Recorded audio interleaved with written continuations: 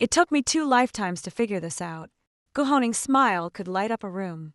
But his heart was pitch black in my past life. He used me as a stepping stone, climbing up on my back, then kicking me down.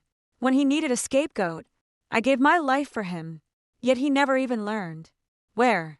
They buried me in this new life. He came over to chat with me on the very first day. Desk mate, you're so kind. Let's look out for each other from now on. Seeing the sincerity in his eyes, I almost softened my heart again. Almost. I smiled and shifted my desk 20 centimeters to the side.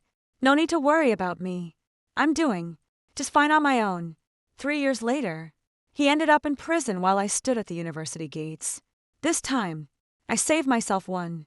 When I woke up, words were written on the blackboard. Class 3, Grade 11. Chalk dust settled by the lectern as cicadas buzzed outside. Students in front row scrambled to finish summer homework while boys in the back stuffed basketballs under their desks. Wary of the homeroom teacher's inspection, I looked down and saw that faint scar on the back of my hand. 17, not 27. I'm back in my past life. It all began in this very classroom, where I willingly walked step by step into Guhoning's shadow. He entered late, his uniform jacket unzipped, sweat glistening on his forehead. His smile held an innocence untouched by the world's darkness. Every girl in class had their eyes on him. So did I. In my past life, I was fooled by this very face. The teacher seated him beside me. He dropped his bag on the desk and leaned down to look at me. Hey, desk mate, you're really nice. Let's watch out for each other from now on. The same words, the same tone. Even that perfectly measured sincerity in his eyes remained unchanged in my past life. I nodded later. When he skipped class, I covered for him. He got into fights, and I apologized for him the debts he owed. I worked to repay. He stole the exam questions, stuffed the papers into my bag. I got the punishment while he took the prize. Later, he climbed his way up by taking my grades, my spot, and the last bit of money my family had. Exhausted and unable to flee, he led the debt collector straight to my rented apartment as I was cornered in the stairwell, my head slamming against the fire extinguisher box. I still clung to the hope that he might come to my rescue. He never did. He doesn't even know where I'm buried. Suji Shagwaning waved his hand in front of my eyes. I snapped out of it. His hands were handsome, clean-jointed, with neatly trimmed nails in my past life. This very hand pressed on my shoulder, forcing me to sign the disciplinary notice. He pleaded, "Yeah, just help me this once. Just once." I looked at him and smiled faintly. Then I shifted my desk 20 centimeters to the side. The chair legs scraped across the floor. With a screech, the classroom fell silent for a moment. Guing's smile froze on his face. I said, "No need to look. After me. I'm doing just fine on my own." Zioen in the front row turned to look at me, her eyes widening. Guan quickly smiled again. "Desk mate, do you have some misunderstanding about me?" "No." I hung up my backpack and took out the textbook. I'm not comfortable getting too close to people. He was at a loss for words. Homeroom teacher Mr. Han walked in and rapped the lectern. "Everyone take your seats. First day of the new semester. Let's assign seats. And class officers first." Guaning sat back down. He didn't speak again, but I knew he wouldn't let me off the hook. His specialty is twisting rejections into being the other person's fault. Sure enough, when first period ended, he scooted his chair closer to mine. "Suji Sha, did I do something to upset you?" "Just now." I didn't look up. "No." "Then why are you avoiding me?" He spoke, just loud enough for those nearby to hear. The boy behind them chuckled. "Brother Gu, seems like you're getting on their nerves." Guan lowered his gaze slightly. Maybe.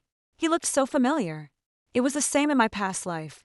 He didn't need to say a word, just a hint of wounded pride, and others would hand him the knife. Sure enough, Yao Xian walked over, with a stack of workbooks in her arms. Frowning at me, "Suon Sisia, we're all going to be classmates from now on. No need to make things so awkward, right?" I snapped the cap back on my pen. "Since when do I need anyone's permission to move my own desk?" Yao Zhen was left speechless. Guaning gently tugged at her sleeve. "Never mind. She's probably in a bad mood." I looked at him. "G.H. Honing," he raised his eyes. I said, Don't explain for me. The classroom fell silent again. Gohoning's fingers paused at the edge of the desk. For that brief moment, something dimmed in his eyes. Soon, he laughed again. Okay. Mr. Han asked the class monitor to hand out the materials. A stack of registration forms was passed down. Competition class selection. Math quiz. Submit. After evening study period. It all began. With this form in my past life. Gohoning said his family was struggling financially and couldn't afford competition materials. So, he asked to borrow my notes. I borrowed it. He photocopied it, changed the name, handed it in to the teacher, and claimed it as his own compilation. Later, the city competition had only one recommended spot. I didn't make the cut. He said, Jisha, don't blame me. The teacher believes I need this opportunity more. The sign-up sheet finally made its way to me. I wrote down my name. Guan noticed. You're signing up, too. Perfect timing. He said, with a smile. We can get ready together. I pressed the watch into the book. Not together. His smile faded when school let out at noon. Everyone rushed to the cafeteria. I packed my bag slowly, deliberately taking a few extra minutes. Only Gohoning and I remained in the classroom. He remained seated, flipping through the book. With his head down, I stood up. He suddenly spoke up. Sujisha, have you heard things about me from others? I looked at him. What are you afraid people might say? He looked up, with genuine eyes. I just feel like you have some hostility toward me. Your instincts are spot on. Gohoning's lips pressed into a tight, grim line. He stared at me for 2 seconds, then smiled again. Don't worry. You'll figure out soon enough that I'm not a bad person. I picked up the water glass. That's what villains usually say. I walked to the door, without looking back. Footsteps fell softly behind. I stopped. Guan's reflection appeared in the classroom door's glass pane. He bent down and reached into my desk compartment. I stayed perfectly still, moving swiftly. He tucked a folded note deep inside. Before returning to his seat, I turned around. Guaning was quietly organizing his backpack, his expression calm. Why are you still here? I walked back to my seat and reached into the desk compartment. The paper was folded into a tiny square. I unfolded it. There was just one sentence written on it. Meet me in the equipment room. After evening study session. I'll get you the math quiz answers. Signed. With my name. Sushi Shah. The handwriting looks like mine. But I haven't written on this paper yet. 02. I held the paper tightly. My fingers steady. Gohan looked at me. He waited for me anxiously. In my past life, I completely panicked. When I saw that paper, my first instinct was to tear it up. But, after evening study session, T-Shirhan and the dean cornered me outside the equipment room. Guaning stood nearby, his face twisted in agony. He said, Teacher, I didn't want to get Suji Shah in trouble, but she insisted on dragging me along to get the answers. Another cheat sheet was found in my backpack. I couldn't defend myself no matter what I said. The punishment fell on me. Guaning became a model student who learned from mistakes. After voluntarily reporting the incident, that disciplinary record haunted me for 3 years. The paper is still in my hand. Going was still waiting. I carefully reeled the paper and slipped it into my school uniform pocket. Going, HM, you have nice handwriting. A glint flashed in his eyes. I grabbed my backpack and left. Ms. Hans's office is on the 3rd floor. When I knocked and entered, she was bent over grading papers. Zizixia, what's up? I placed the paper on her desk. Teacher, someone shoved this into my desk. Teacher Han's expression changed. After reading it, did you write this? Nope. I looked at her. I'd love to know. Who wrote this? Mr. Han fell silent for a few seconds before pressing the paper into the folder. Head back for now.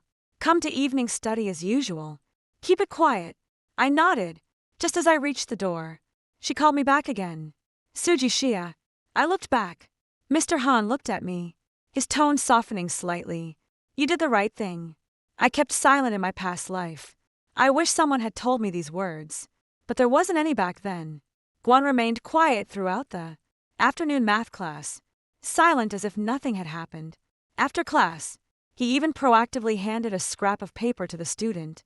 In front of him, I just figured out this problem. Take a look. Her eyes lit up as she took it. Han, you're absolutely killing it. He chuckled modestly in denial. Yao Xian stood nearby, shooting daggers at me. With her eyes, I kept my head down and focused on the problems in my past life. I always thought keeping quiet would keep me out of trouble. Then I learned the truth. When you yield ground, some will treat it as vacant land and build their empire upon it. Before evening study hall, Zioan took the seat beside me. Suon Sisia, what's gotten into you today? You used to be so easygoing. I looked at her. Zioan was one of the few who didn't kick me when I was down in my past life. After the incident, she actually reached out to me. But by then I was already being ostracized by the whole class and didn't dare to respond. You can't always be the nice guy. Xiaoying froze for a moment. She whispered, do you think there's something wrong with Gohan? I shot back. What do you think? Hio. I pursed her lips. I think he's putting on an act. I chuckled. You've got good taste. She chuckled and leaned in closer. Watch out for the pop quiz. During evening study, Yao Zan's been glancing your way. I nodded. Got it. The bell rings. Mr. Han walked in carrying a stack of exam papers. Pop quiz tonight. Put your books away. Anyone caught cheating gets an immediate demerit. The last words faded, and the classroom fell silent. Gohoning sat beside me, quietly straightening his pens. His fingers were steady. The test papers were handed out. I didn't write it right away. I placed the pencil case on the corner of the desk. The pocket of my school uniform pressed against my leg. 10 minutes later, Guan stirred. A small ball of paper slid over from his side and landed at my feet. Yao Zhen in the front row immediately turned around. Teacher. She has a shrill voice. There's a note by Su Zai's feet. The whole class looked up. Gohaning also raised his head, frowning in surprise. Teacher Han approached. Suon Sisa. Stand up. I stood up. Teacher Han bent down to pick up the crumpled paper and unfolded it. It had answers to several multiple-choice questions written on it. Yao Zhen immediately said, Teacher, I just saw her hand moving under the desk. Guan whispered, Yao Zhen, don't talk nonsense. Yao Zhen grew more agitated. I'm not making this up. I saw it with my own eyes. The whole class buzzed with whispers. Seriously, cheating on the very first day. Isn't she supposed to be a top student? Even straight-A students fear losing. I turned my gaze towards Guanqing. He lowered his eyes as if feeling sorry for me. What an act.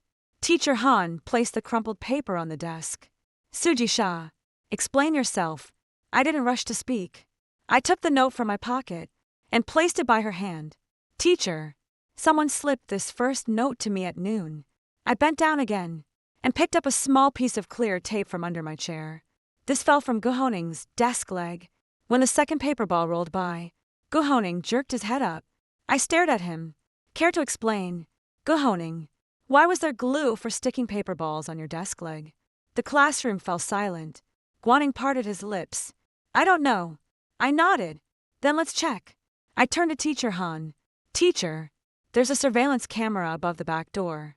We'll know exactly which direction the paper ball came from just by checking the footage. Yao Xian turned pale. Guhanqing's expression finally changed. He murmured, Suon Sisa, is it really necessary to make such a big fuss? It might just be a misunderstanding. I watched him with a smile. When you reported me, why didn't it occur to you that it might be a misunderstanding? He froze. Mr. Han's gaze instantly locked onto him. Guan, come with me. Going stood up as he passed by. He lowered his voice. You knew all along. I didn't look at him. Take a guess. His fingers clenched. The office light stayed on. All night. The surveillance footage was pulled up. A crumpled paper rolled out from Guan's feet, and Yao Zhen immediately called for the teacher. That piece of paper from noon was also kept by Mr. Han. When these two things are connected, no one can play dumb. The next morning, before reading time, Mr. Han made an announcement to the entire class regarding last night's cheating report on the quiz. Investigation confirms Su Shixia is cleared of all allegations. Guaning and Yao Zhen are found guilty of malicious exam interference, required to submit written self-criticism, and disqualified from this week's class excellence evaluation. Whole class went wild, Yoaxi, and burst into tears on the spot. Teacher, I just saw the note. I had no idea. Don't shout if you don't know. Teacher Han said coldly. Guaning stood there. His face grim whispers began to circulate. So it turns out, they ran Su Shishia. After all, Guaning doesn't seem like that kind of person. What's the point of looking innocent? The cameras caught everything. Xiaoying turned back and winked at me. I lowered my head to flip through the book. My mind is at peace. This is just the first cut. Not enough. During the break, Guan walked up to my desk. He placed a written self-criticism in front of me. I'm sorry, Sujisha. Silence fell instantly. Here he goes again. Publicly apologize. And humble yourself the moment I feel slightly cold. I become utterly unreasonable. I never touched that piece of paper. If apologies worked, what would school punishments be for?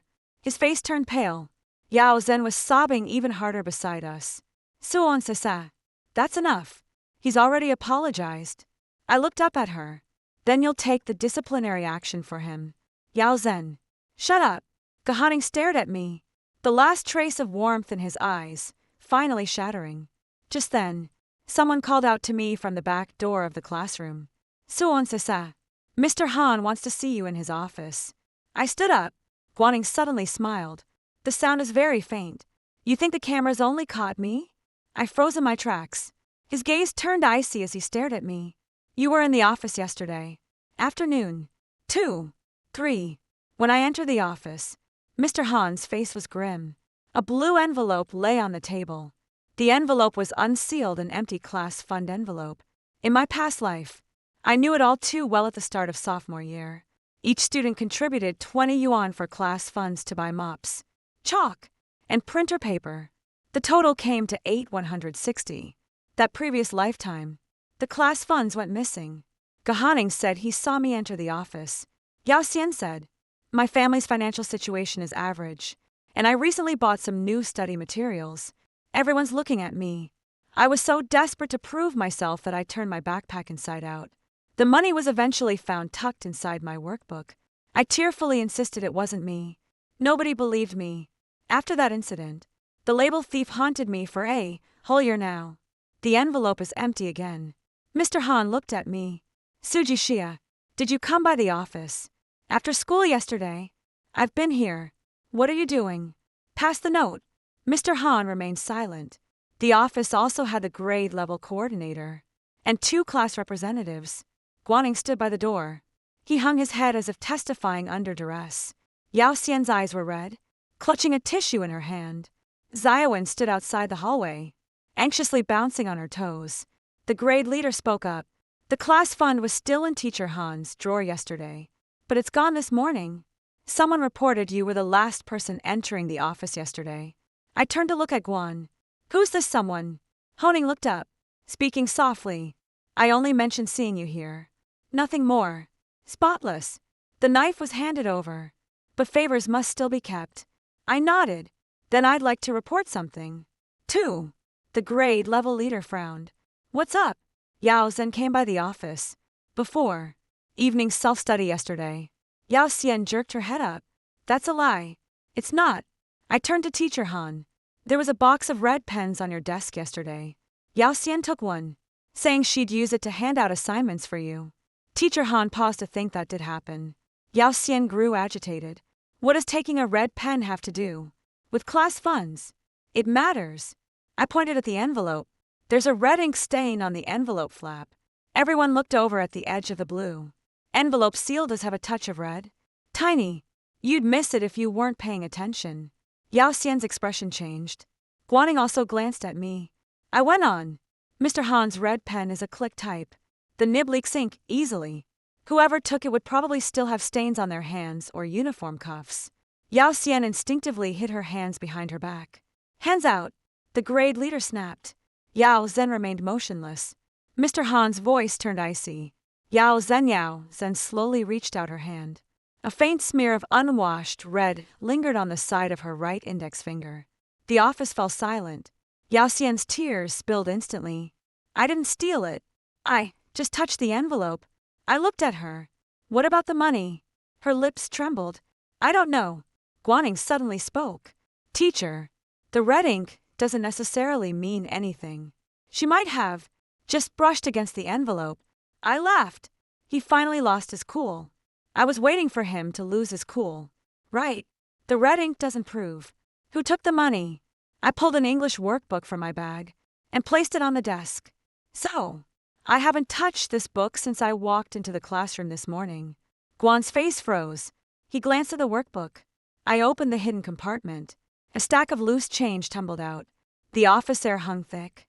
With tension, Xiaoying gasped outside the door. Yao Xian immediately shouted, Look, the money's in her book. She's the thief. I didn't even glance her way. I'm watching Teacher Han. Teacher, there should be red ink on the money. Mr. Han put on disposable gloves and picked up the outermost $10 bill. There's a red mark on the corner. The grade level leader frowned. I said, I didn't put the money there. Before morning reading, I went to hand in my homework, and when I returned to my seat, I saw Yao Zhen standing by my desk. Ziawen saw it, too. Ziawen immediately raised her hand. Teacher, I saw it. Yao Xian said she was borrowing an eraser from Su Shisha, but she wasn't even holding one. Yao Zhen burst into even louder sobs. I didn't. Xiaoyan's close. With her. Of course. She'd take her side. Then, let's review the surveillance footage again. I said. This time, no one responded, because the classroom cameras were. Just checked last night. Everyone knew those cameras could capture my seat. Guaning suddenly said, Suji Xia, why does every move of yours seem premeditated? I turned to look at him. When you've been stabbed enough times, you learn where the knife comes from. He stared at me in the office. Professor Han picked up the phone. Security office. Could you please pull up the surveillance footage for Class 3? Grade 2. Before morning reading today. Yao Xian's legs went weak. She studied herself against the desk. Gu Honing's eyes darkened completely. I know he must be wondering why I'm not panicking like I did in my past life. How did I spot the red ink in advance? Why did I deliberately avoid touching that workbook? Because I've already seen this play. Before. Right. Before I died. The surveillance footage was quickly pulled up in the video. I got up from my seat to hand in the assignment. Yao Zhen approached my desk, glanced around, pulled out a workbook, then hastily shoved it back. Clutched in her hand was that stack of loose change. Yao Xian slumped in the chair. No, this wasn't my idea. She turned tearful eyes toward Gahansing. You're the one who said Suzu Shisha humiliated you. You said if she got disciplined, too, people would stop talking about you. Guan's face turned pale in an instant. Every eye in the office turned toward him. He immediately took half a step back. Yao Zhen, don't go pointing fingers at everyone. Yao Zhen broke down. You texted me last night. You said, just slipping the money into her book would ruin her. Guan's hand pressed his lips together. I stared at him. Any news? Yao Shi. And fumbled for her phone in a panic. She opened the chat window, her fingers pausing midair. The screen is blank. The record was deleted. Guan let out a soft sigh. He reverted to playing the victim again. Teacher, I don't know why she would say that. I admit I was wrong about what happened yesterday, but I had absolutely nothing to do with stealing the class funds. Yao Shi. And froze. She stared at him as if seeing him for the first time. I knew that look all too well. In my past life, I'd given Gahoning that same exact look. Thought he'd give me a hand. In the end, all he did was pry my fingers open one by one. Mr. Han looked displeased. Yao Zhen stole class funds and framed a classmate. Notify the parents first. As for Gahan's issue, the school will investigate further. Yao Zhen was led away in tears. Guaning stood motionless, head bowed. He'd won half the battle. With the messages deleted, there was no concrete evidence. But he lost too. From today on, the whole class will know he's not clean. On the way back to the classroom, Ziawen linked arms. With me. Suon Sisia. You're unshakable. How did you know she'd stashed the money in your book? I stared at the staircase ahead. Just a guess. Ziawen lowered her voice. Guaning 1TT let this slide. I know. Are you scared? I stopped in my tracks. Going was waiting for me at the turn of the staircase. There wasn't a trace of smile on his face. The corridor bustled with people, yet he walked through them like they were invisible. Suji Shia. I looked up. He spoke in a low voice. What do you really want? I said. Stay away from me. He stared at me. What if I don't? Just as Xiaoying was about to speak, I stopped her. I took a step forward. Then give it a try. Honing gazed at me for a long moment, before suddenly smiling again. All right, he said. Let's give the competition class recommendation spot a shot. 2. My heart sank. During the first afternoon class, Ms. Han walked into the classroom holding registration materials for the city math competition nominations. The school is collecting individual problem-solving reports first. Guaning has already submitted one. She paused and looked at me. Suon Cecia. Come. With me for a moment. The report lay spread across the desk in the office. Title. Methodology. Conclusions. Every word mirrored the draft I'd submitted to Professor Han last week. Only the signature changed. Gohan for Professor Han didn't question me right away. She flipped to the last page of the report, her fingertip lingering on the signature. Suon Cecia. What are your thoughts on this report? I stood before the desk, my gaze fixed on that familiar line of reasoning. This was where I lost in my past life. Back then, I was still naive about people's intentions. Going said he wanted to see my thought process. So, I lent him my entire draft notebook. He changed the cover, copied it out neatly, and submitted it. Before I did, when the teacher asked for evidence, I had nothing to show. He said, Zia, maybe we just happen to have the same idea.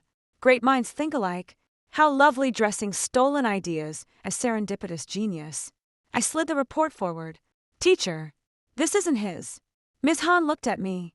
Can you prove it? I nodded. I can. Footsteps approached from the doorway. When Guaning entered, he'd already reassumed that innocent expression. His eyes darted from me to the report on the desk as if just realizing what was happening.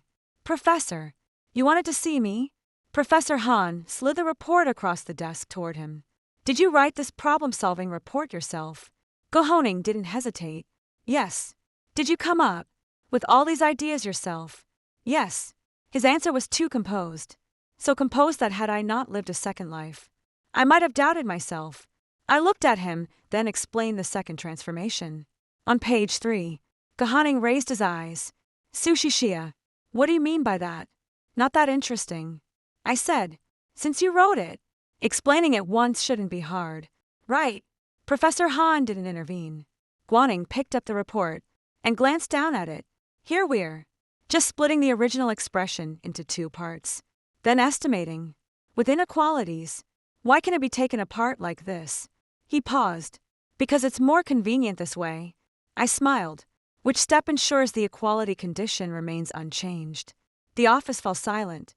Gohanshin's fingers pressed against the paper's edge, their tips turning white. He quickly looked up. Suji Sha, are you interrogating me? The teacher asked about the report. Not for an impromptu exam. Competition recommendations should be based on merit. I said, if you can't even explain the key steps in your own report, how can you prove you wrote it? Going turned to Teacher Han. Teacher, I was caught off guard and couldn't articulate properly. Sushi Shia already has a bias against me. This situation makes fair judgment impossible. He threw the question back at me again, as effortless as breathing. Professor Ampo said Bri, before pulling out a blank sheet from the drawer. Here's what we'll do since you're both here. Rewrite the core concepts from the report from memory. No peeking at the original. A shadow flickered across Guanqing's face. Just a fleeting change. But I caught it. I picked up my pen. In my past life, I spent 4 nights revising this report. Every bottleneck, every transition, every optimizable detail was etched into my bones. I wrote, with lightning speed. This wasn't copying. It was reinvention. From problem constraints to helper functions. From value ranges to the final equality discussion. My pen never left the paper. Gohoning sat beside them. He was writing too, but his pace had noticeably slowed. He remembered the conclusions, recalled some elegant equations, yet couldn't recall the reasoning behind them. 10 minutes later, Ms. Han collected both answer sheets. She examined mine first, then Gohoning's. Her frown deepened as she read on. Guaning suddenly spoke up. Teacher, I admit some parts could have been more detailed, but that doesn't prove I copied hers. Similar approaches to competition problems are perfectly normal. I set down my pen. Now try a variation of his problem. Guan looked at me. I said, change the original condition to interval constraints, and modify the conclusion to extremum ranges. The core approach remains the same. But don't just memorize the original solution. Professor Han looked up at me, surprise flickering in his eyes for a brief moment. You can do it. I can. Going gave a faint smile. Sujisha must. You take things this far. I'm not the one escalating this.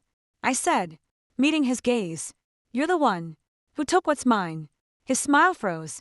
Teacher Han sat down 2 sheets of paper. I'll report this to the grade committee. The nomination slots will remain tentative until tomorrow's unified defense session. Guaning stood up. No objections from me. Professor. With that, he turned and walked out. He paused for half a second as he passed by me. Sujisha. His voice was so low, only I could hear it. You think, just because the teacher believes you, everyone else will too. I didn't look back. Give it a try. He left. Mr. Han rubbed his temples. Susia, don't go back to the classroom. Just yet. I turned to look at her. She pulled out a sheet of paper from the folder. This is the draft you showed me last week.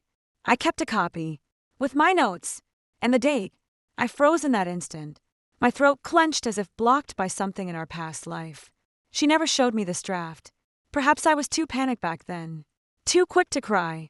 Too desperate to explain that it never occurred to me the teacher still kept evidence she might have wanted to help me. But Guhoning's quicker lie shut her down. Professor Han looked at me.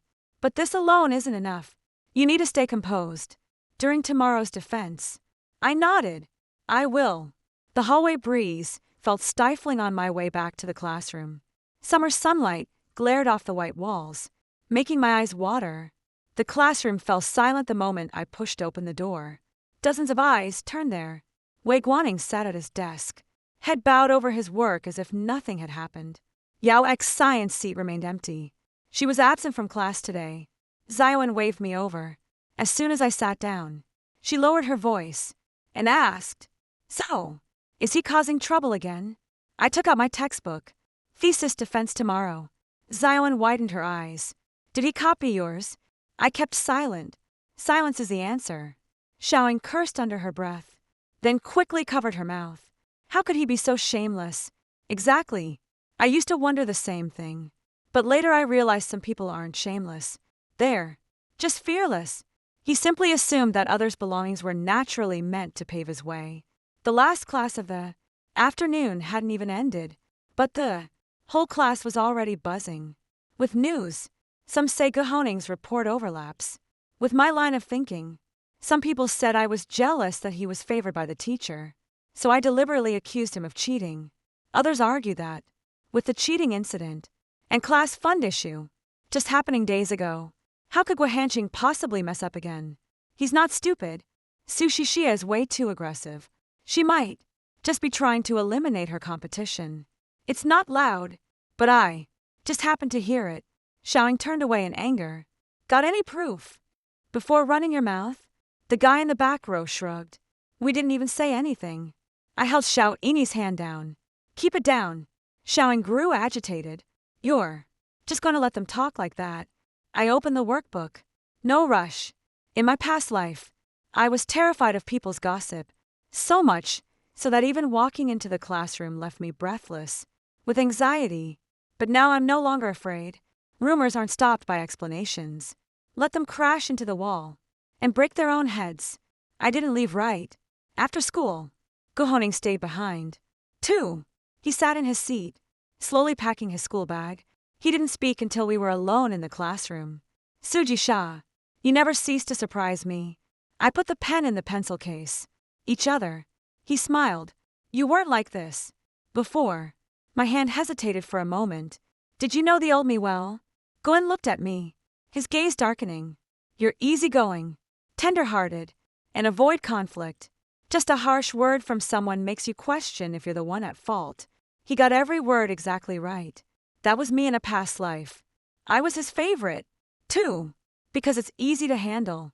I zipped up my backpack. You remembered wrong. Gohoning stood up, blocking the aisle. Why are you targeting me? I looked up at him. Don't you know that yourself? He leaned in, the warmth in his eyes fading inch by inch. You better not make the first move. Before I do. I smirked. Guan, have you forgotten? You were the one who struck first. His expression finally froze completely. See you tomorrow then. I slung my backpack over my shoulder and walked past him. His reflection shimmered in the glass doorway. This time he didn't bother forcing a smile. That beautiful face sank into the sunset glow like jade losing its warmth. But I knew the jade is fake. It's rotten to the core. 5. The defense will be held in the small conference room the next day. The grade leader, Mr. Han, and 2 teachers from the math department were all present. Apart from Guan and me, 3 other students signed up for the competition class. A stack of test papers lay on the desk. The atmosphere was quieter than a quiz. Guaning arrived, unusually early. He looked exceptionally neat today. His school uniform zipped halfway up, hair carefully styled. Even in a crowd, he still stood out the most in my past life. I'd watched him rise like this, step by step, to become the center of attention while I remained in the shadows, taking the fall for him time. And again, the grade level leader spoke. Today, we'll focus on 2 key items. First, present the core rationale behind your submitted report. Second, complete a related variation. Exercise on the spot. Gahanshin goes first. He walked to the front, with his report, speaking in a steady voice. My approach involves first transforming the conditions equivalently, then constructing auxiliary functions to derive the conclusion through monotonicity. He recited it flawlessly. Even the pauses were perfectly timed. If you only heard this part, it truly sounds like his own words. The math teacher asked, "What made you think of constructing this function?" Gohoning replied, "Because the original expression has symmetric structure. Direct estimation would be complicated, while constructing this function transforms the problem into finding extrema on an interval." Brilliant! Like a paragraph lifted straight from my draft. I sat there staring down at my hands. Take your time. The more thoroughly he memorizes it now, the harder he'll fall later. Another professor pressed further. In step 3, you cited a lemma. How would you prove this lemma? Gohoning paused. Momentarily. This lemma is quite elementary. It's covered in most competition materials.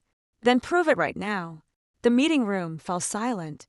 Gohoning picked up the chalk and wrote 2 lines on the small blackboard. The first line was correct. The second line started getting convoluted. On the third line, he wrote the inequality sign backward. Mr. Han looked up. Guan quickly wiped it away. Sorry, I'm a bit nervous. The grade leader remained silent. Go on. Honing rewrote this time. He skipped that step and jumped straight to the conclusion. The math teacher frowned. There's a missing proof in the middle. Guaning pinched the chalk between his fingers. Their tips dusted white. After 2 seconds of silence, he suddenly turned to look at me. Actually, Sushi Shia and I discussed this lemma before. She might be more familiar with this part. That's a vicious thing to say. Acknowledge the discussion publicly, covertly turning report similarities into collaboration. If I respond, it's as if I'm admitting we co-authored it. If I don't take it, it'll look like I'm holding back. All eyes were on me. I stood up. I haven't discussed it with him. Guan said softly, Suji Shia, is this really necessary? We're desk mates. You did write something similar before, and I did glance at it. I stared at him, glanced at it, were actually read through pages of it. His expression darkened.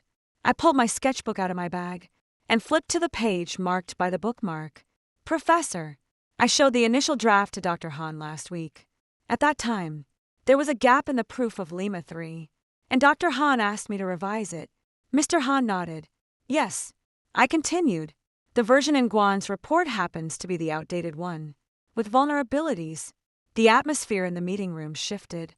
Guaning immediately countered. That proves nothing. I might have made the same mistake. Fair enough, I said. Then explain why page 3 of your report says see figure 2 on the left page. Guaning's expression changed instantly. The grade leader opened his report right in the middle of page 3. There was indeed a line of fine print. See figure 2 on the left page. But this report is single-sided. No left page, not even figure 2. I spread out my sketchbook. On the left page is the graph of the auxiliary function I sketched. The same sentence was written on the right-hand page. See figure 2 on the left page. The air fell completely still. I said, because this sentence was copied straight from my notebook. Gohoning stood before the blackboard without uttering a word. A piece of chalk was still pinched between his fingertips. The chalk snapped with a sharp crack before clattering to the floor. Teacher Han's face darkened. The grade leader closed the report. Guaning, how do you explain this? Going lowered his head. It was a long time before he spoke. I admit I've seen Sushi Shastraft. Someone in the meeting room gasped. He went on, but I didn't mean to plagiarize. I was just trying to learn from her approach. And maybe I didn't clearly separate my own thoughts from hers. When organizing them, his voice dropped to a husky murmur, perfectly pitched. Teacher, my family's financial situation is difficult, and this competition means a lot to me. I admit I handled things poorly, but I truly didn't mean any harm. Here we go again. In his past life, he was just the same. When backed into a corner, they play the pity card as if being poor or struggling gives you the right to pave your way. With others' blood, I looked at him and suddenly found it absurd. Is opportunity only important to you, not to others? Going looked up at me. I said, your family's hardship doesn't justify stealing. His face went pale. The math teacher cleared his throat. The grade leader looked at me. Suji Shia, work on the variation problem. I walked up to the blackboard. The problem is slightly more challenging than the original, with an additional constraint in the conditions, and the conclusion has shifted to a range-based proof. The core remains unchanged. I didn't follow the original report. I adopted a more streamlined approach. Instead, first partition the interval, then constrain errors with boundary values, and finally account for equality cases. The chalk made faint scratching sounds as it moved across the blackboard, reaching the final line. I paused and gently rested the pen tip on the conclusion. QED. A brief silence fell over the conference room. After a few seconds, the math teacher nodded. That's very clear thinking. Mr. Han looked at me, with visible relief in his eyes. Guaning stood nearby, his face dark with displeasure. I put down the chalk and wiped my hands. The grade leader announced on the spot. Su Shishia is tentatively selected for the municipal math competition slot. The school will further investigate Gohoning's report issue. Tentative selection, not final. Enough is enough. Students craned their necks to peek as we exited the conference room. News travels faster than the wind. Did they really plagiarize? I heard. They even copied figure 2 on the left page from the scratch notebook. That's beyond ridiculous. Isn't Gohoning supposed to have good grades? Good grades don't equal good character. Honing was walking behind me. His footsteps grew closer at the stairwell. He suddenly grabbed my wrist. I jerked away violently. Don't touch me. He stared at his empty hand and let out a hollow laugh. The laughter held no warmth whatsoever.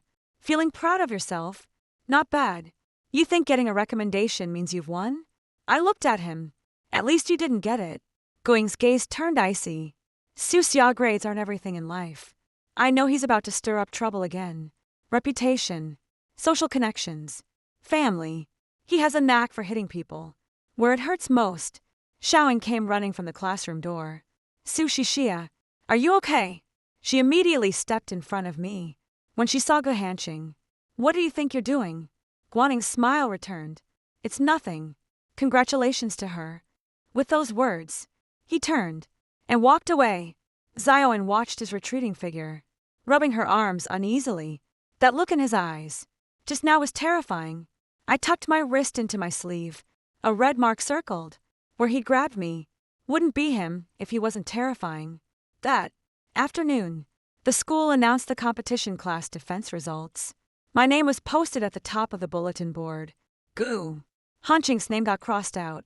A crowd gathered to look. Xiaoan was as thrilled as if she'd won first place herself. Hell yeah. Let's see. Who dares accuse you of stealing their spot now? I didn't smile, because I knew Gohoning wouldn't let this end here.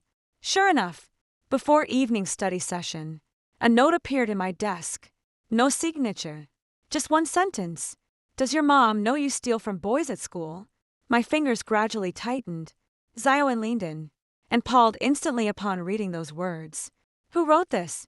That's insane. I folded the paper. Guan. What's he up to now? I looked toward the front of the classroom. Guan's hand was absorbed in his book, as if none of this concerned him. Suddenly, another incident from my past life came to mind. After losing the competition slot, when he couldn't suppress me directly, he started slinging mud at me. He claimed I had a crush on him and turned against him. After being rejected, he accused me of stealing his pen, snooping through his diary, even fabricated love letters I supposedly wrote. Back then, the accusations of cheating and stealing weighed me down like a crushing burden. Nobody believed me. Even my mother came to school, with red-rimmed eyes asking what's really going on with you? I don't blame her. She's just exhausted, working alone at the diner from dawn till dusk, her hands blistered from hot oil, only to rush to school and hear the teacher call her daughter promiscuous in this lifetime. No one will ever dare speak such words to her again. I lifted my hand and tucked the note between the pages. Zion was frantic, with anxiety. Why are you putting it away? Evidence. She froze in surprise. I watched Gahoning's retreating figure. If he wants to play dirty, well, play dirty. 6. By next morning, the rumors had already spread the moment I stepped into the classroom. I overheard hushed whispers. Seriously, Su Shishia has a crush on Guan.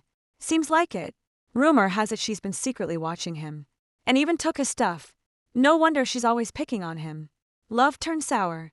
But wasn't it going? Who copied her report yesterday? Who knows? Maybe there's always been something shady between them. I set my backpack down. The voices immediately stopped. Xiaoying flushed. With anger. Haven't you had enough? Just yesterday, he was proven to have plagiarized. And today you're already spreading nasty rumors about girls. Have you lost your minds? Someone muttered under their breath. We didn't name any names. Jane slammed the table. Why so defensive if your name wasn't called? The classroom erupted in chaos. Guan walked in at that moment. He stood frozen at the doorway, looking utterly clueless about what had happened. What's wrong? No one answered. His eyes met mine, that same weary expression crossing his face again. Suon Sisa, if this is about yesterday, you didn't have to get others to say such things. Nice. Try flipping the script.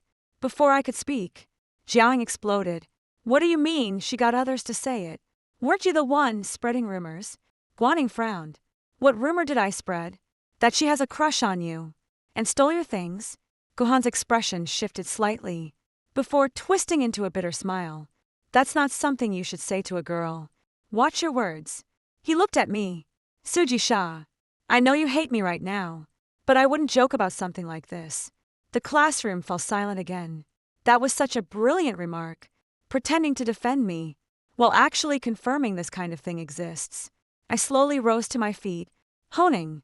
He looked at me. You said you wouldn't joke about something like this. Absolutely. Then dare to open your school bag right now. His gaze froze. Someone gasped in the classroom. What's the point of opening the bag? I said, since someone's accusing me of stealing. Let's see what exactly. They've lost. Guan remained silent. I took a step forward. Afraid. He chuckled softly. Suji Sha. Don't push it. I never accused you of stealing. But that's what the rumors say. I stared at him. Aren't you supposed to be Mr. Innocent? Prove it. Going placed his backpack on the desk. Okay. He unzipped the bag. A few books, a pencil case, and a school uniform jacket. Nothing unusual. He looked up at me, with icy mockery in his eyes. Happy now? I didn't respond. I walked over to his seat and pointed at the compartment under his desk. And here too, Gahoning's expression finally changed, just for a fleeting moment. Yet the whole class saw it. Zion immediately shouted, "The teacher's coming!" Just as Teacher Han reached the doorway, he heard the commotion and entered, with a frown. What's going on now? I turned around. Teacher, someone's spreading rumors that I stole Gahoning's belongings. I'd like Gu to clarify publicly what exactly he's missing. Teacher Han's face darkened. Who started this rumor? No one dared to speak. Guaning stood up. Teacher, it might just be a misunderstanding among classmates. I didn't lose anything. Nothing lost. I looked at him. Then what about that fountain pen tucked deep in your desk? Guing froze. Mr. Han walked over and pulled out a dark blue pencil case from his desk compartment. The case opened to reveal a black fountain pen inside. A slip of paper was tucked beside it. On the paper was written, Suji Sha, stop taking my things. The handwriting was Guhoning's. The classroom erupted instantly. What does this mean? Did he write this himself? The fountain pen's in his own desk. Teacher Han stared at the paper with a grim expression. Guing, explain yourself. Guo Hanqing pressed his lips together. This fountain pen is indeed mine. I wrote the note, too. Xiao Yan's eyes widened. You actually wrote it? Guing murmured. The day before yesterday, my fountain pen went missing, but I later found it in my desk. I initially thought Su Shisha had taken it, though I never told anyone. He looked at me. If this gets around, it wasn't me who spread it. The words still carried an air of innocence. Unfortunately, this time, I wasn't planning to rely solely on notes. I took out the paper from my desk that I'd found yesterday and placed it on Mr. Han's desk. Teacher, someone slipped this to me before last night's self-study session. After reading it, Mr. Han's frown deepened. I continued. The handwriting on this paper looks very similar to Guo Hanqing's, but he could easily deny writing it. That's why I didn't enter the classroom too early this morning. Zioan immediately chimed in. Exactly. She waited for me by the stairs. We came in together. I turned my gaze to Guan. I suppose if you want rumors to seem credible, you'd need to plant some evidence that can be easily discovered, like this fountain pen and sheet of paper. Guo Hanqing stared at me icily. I said, You just didn't expect I'd seen you stuffing the pen case into your desk before school ended yesterday. He smirked. You saw it. Who can prove that? That's exactly what I was waiting to hear. I turned to look at the doorway. Uncle Zhang, could you come in here? Please. Uncle Zhang, the janitor, shuffled awkwardly into the classroom doorway. He was still clutching his broom. Tishan froze momentarily. Mr. Zhang. Uncle Zhang glanced at me, then turned his gaze to Guan. Yesterday, after school while sweeping, I saw this male classmate rummaging through desks in the classroom. He asked if I'd seen a fountain pen. I said no. Later, when I was mopping near the back door, I noticed him stuffing a blue box into his own desk. The color gradually drained from Guan's face. The classroom fell completely silent. I didn't leave immediately.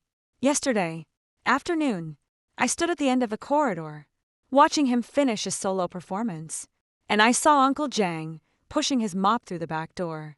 In my past life, rumors drove me to madness. Yet, it never occurred to me that the janitor everyone overlooked might hold the clearest understanding of the truth. Professor Han's voice turned icy. Guan, anything else to say? Guaning remained silent for a long while. Suddenly, he looked up at me. Suon Sisa, did you even hire a cleaner in advance? Just to set me up? Uncle face flushed red. How dare you speak to me like that? I saw it, with my own eyes. I said calmly, See, this is always your way. When confronted with evidence, you never explain your actions. You just question how others caught you. Guaning's lips moved slightly, but no sound came out. Teacher Han collected the 2 sheets of paper.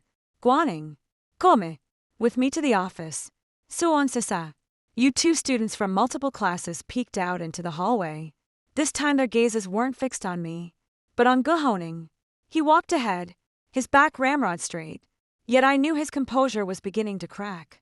In the office, Ms. Han jotted down the details before calling the grade-level coordinator. Guan remained silent throughout. He only looked up when Ms. Han mentioned informing his parents. Teacher, please don't call my mom. His voice finally cracked. Professor Han stared at him. You should have considered the consequences before doing these things. Guo Hanqing's hands clenched tightly standing aside. I suddenly remembered him from my past life. He was also afraid of having his parents called in. Every time something happened, he'd beg me for help. Shishia, my mother's health isn't good. Xia, I can't let her down again. Xia, just help me this once. Just once. Yet time, after time, it all became a mountain crushing me. I didn't look at him again. Professor Han told me to go back first. As I reached the office door, I heard Guaning speak up behind me. Suji Sha. I stopped. His voice was hoarser. Are you trying to drive me to my grave in my past life? Hearing those words would have broken my resolve, because I feared I might truly destroy someone. But now I understand. Dylan's always called consequences coercion. I turned to look at him. Goo. Honing. I'm just giving you a taste of your own medicine. His eyes were like shattered ice. I pushed the door open and stepped out. Xia was waiting in the hallway and immediately came forward when she saw me emerge. How did it go? Notify the parents. Jane let out a sigh of relief. Serve you right. I remained tense because I knew what Guan's hen truly feared wasn't disciplinary action nor his teachers. What he dreaded most was his mother finding out. In my past life, I'd met Madame Gua, and pale. She wore a threadbare coat and spoke with perpetual caution. She pinned all her hopes on Gahaning. That's precisely why Guaning knew exactly how to exploit that hope. That evening, Gu's mother came to the school. When I spotted her by the stairwell, she was leaning against the railing, catching her breath. Guaning stood beside her, head bowed from behind. He looked just like a pitiful boy who'd done something wrong. His mother reached out and gently patted his shoulder. Don't worry, I'll talk to the teacher. My footsteps halted. Guan seemed to sense something and turned to look at me half a staircase apart. He suddenly smiled, a faint one. It's freezing. My heart sank. The next moment, Gu's mother approached me. She stood before me, her eyes red-rimmed and voice trembling. You must be Su Shixia, right? Xiaoan instinctively stepped in front of me. Then Mrs. Gu suddenly bowed down. Please, I'm begging you, let my Hanshin go. The hallway fell silent in an instant. Every eye turned toward them. 7. When Mother Gu bowed her head, all sound in the corridor seemed strangled. Heads peeked out while others froze in their tracks. Xiaoan stepped in front of me, her voice trembling with urgency. Auntie, please don't. What does this have to do with Su Shixia? Mrs. Gu ignored her, keeping her eyes locked on me. Her eyes were red-rimmed, fingers clutching at her clothes. So thin, a gust of wind could knock her over. Hunching isn't a bad kid. He just had a momentary lapse. Auntie knows he was wrong. I'll scold him properly. When we get home, could you ask the teacher not to put this on his record? Please. In my past life, I dreaded situations like this most. Afraid people would call me heartless. Afraid the teacher would be put in a difficult position. Afraid of classmates' gossip. Afraid to see a mother's tears before me. So, I kept stepping back until there was nothing left behind me but the abyss. I watched Mrs. Gu stumble, making no move to catch her. Auntie, do you know what he's done? Mother Gu's lips trembled slightly. The teacher said something about classmates having disagreements. He shouldn't have passed those notes. It wasn't a disagreement. I kept my voice low, but the hallway was dead silent. Everyone could hear it. He rolled a cheat note to my feed and had others report me on the spot. He got Yao Zhen to stash the class funds in my workbook, trying to pin the theft on me. He plagiarized my competition report, then spread rumors that I liked him, and stole his things. After getting caught, Mrs. Gu's face gradually drained of color. She instinctively turned to look at Guhoning. Guaning stood at the stair landing, head bowed as if bearing some grievous injustice. Mom, please stop. He said it under his breath. The softer it was spoken, the more it sounded like silent endurance. Mother Goose's tears fell instantly. He's already realized his mistake. I looked at her.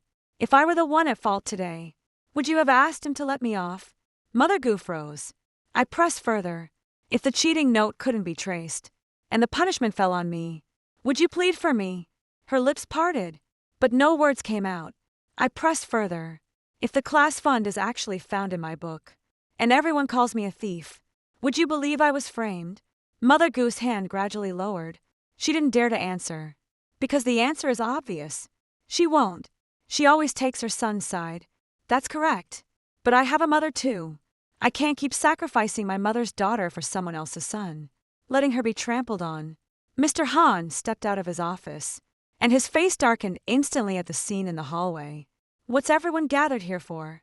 Back to the classroom. The students couldn't bear to look any longer, and gradually dispersed. Mrs. Gu, as if finally finding her savior, turned and grasped Teacher Han's hand. Teacher, I beg you, Honing can't have this disciplinary record. He still needs to get into college. His future can't be ruined like this. Mr. Han withdrew his hand, his tone icy. Did he even consider Su Xia's future college plans? When he did all this, Mother Gu's sobs caught in her throat. Gu Honing walked over at that moment. He studied Mrs. Gu and murmured, "Mom, don't beg. This is on me."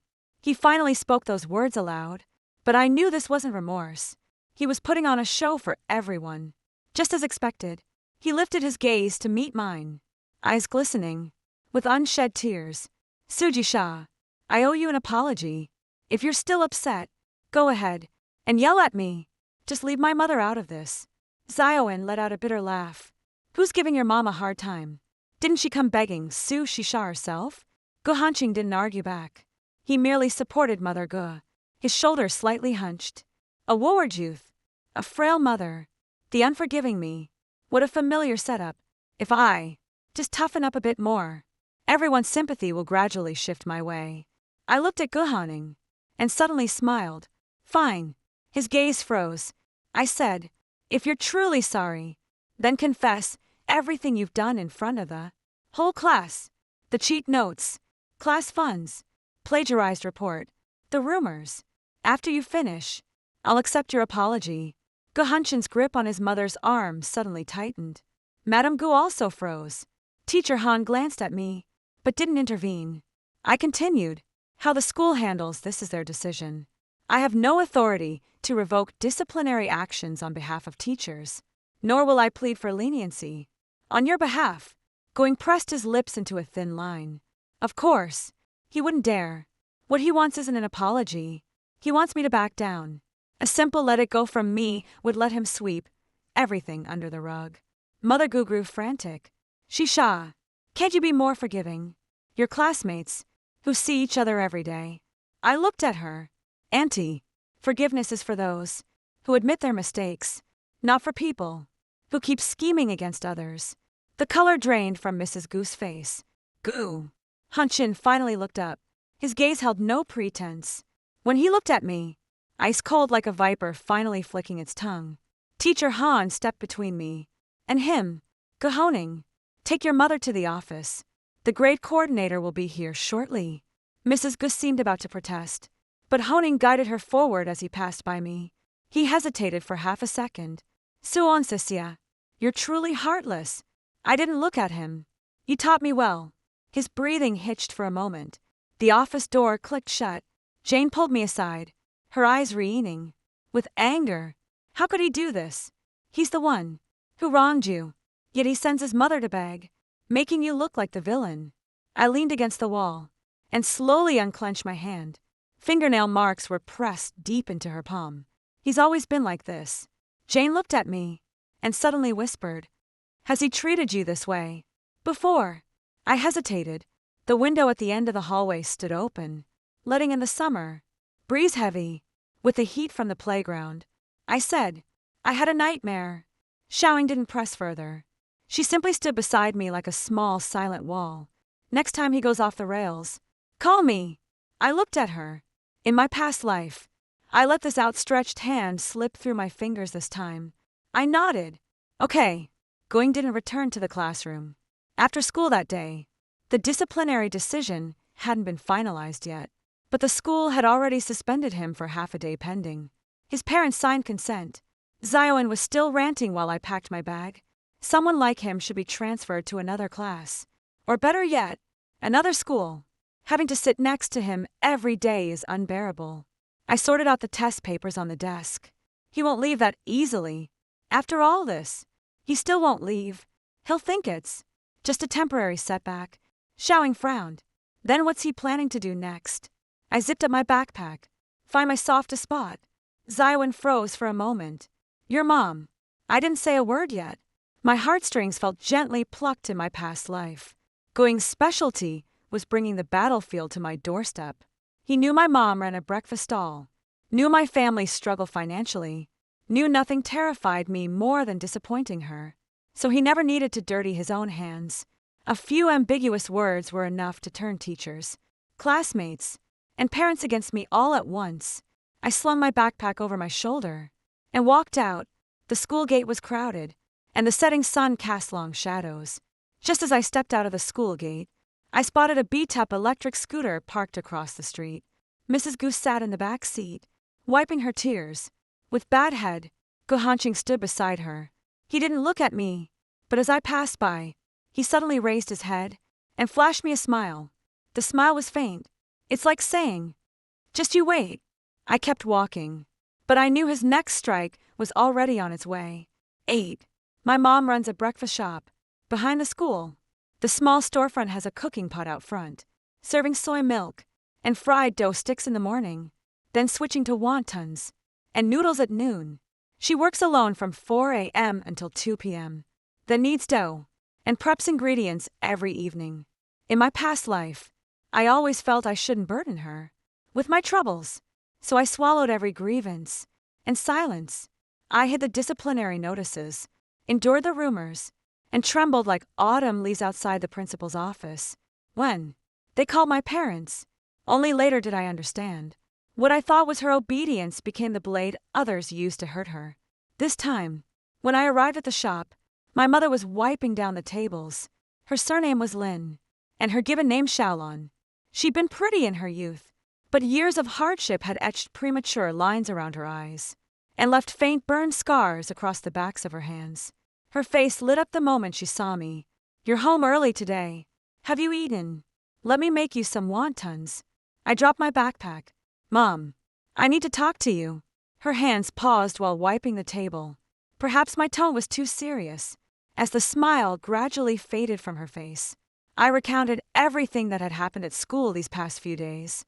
One incident after another, from the cheating note to class funds, the competition report, and finally Mrs. Hu pleading with me in the hallway today.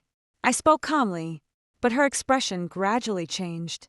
Finally, she put down the rag, her fingers trembling violently. "He's treating you this badly." I nodded. I expected her to cry, panic, or ask if I defended someone, but she just stayed silent for a moment before reaching out to pat my head. "Why did you wait till now to tell me?" "Sweetheart." That single sentence nearly brought tears to my eyes in my past life. I'd heard her sigh in disappointment, her weary questioning, even her choke sob, saying, "Yeah, don't scare your mother like this." But I'd never heard her ask me this way. "No reproach." It hurts my heart. I lowered my head. "I didn't want you to worry." Before, her hand rested on my head. "Not knowing you're being bullied worries me even more." So, the wind chime at the shop entrance suddenly tinkled. I turned around. Mrs. Goose stood at the doorway, with Gohoning by her side. He actually showed up. Xiaoing called him disgusting. But I know he's more than just disgusting. He's precise. He knows exactly where to hit me. So, he'll definitely come. Mrs. Gook carried a bag of fruits, her eyes still red from crying the moment she stepped in. Her eyes locked onto my mother. "You must be Xa's mother." My mother instinctively shielded me behind her. "That's me." "What's this about?" Mrs. Goop placed the fruits on the table. Her voice choked with emotion. "I'm here to apologize on Hank's behalf.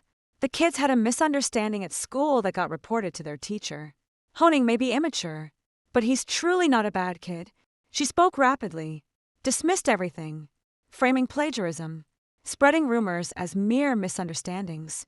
My mother stared at the bag of fruit, without touching it. "My daughter just told me everything." Mrs. Goose's face froze momentarily. G.H. Honing stood behind her, eyes downcast. "Auntie, I'm sorry. It was my fault, and I'm willing to apologize to Su Shishia." My mother turned her gaze toward him.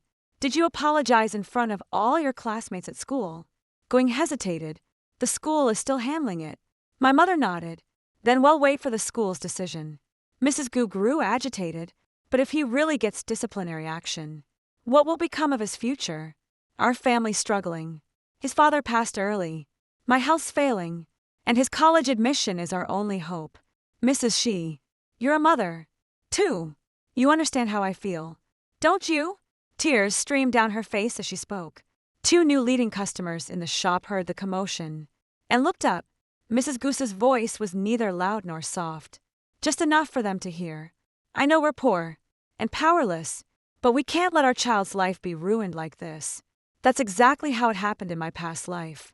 They laid bare their misery and paraded their suffering.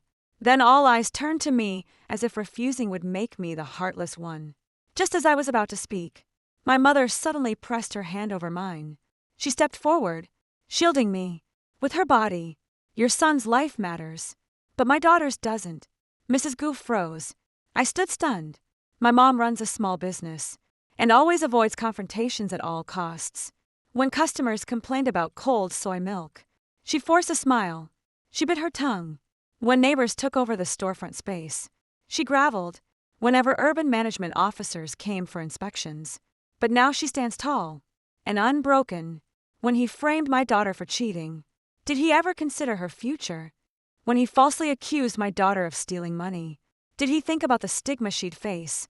When he spread rumors about my daughter stealing from boys, did he care how much gossip a young girl would endure? Mrs. Gu turned pale. That's not what I meant. Then what did you mean?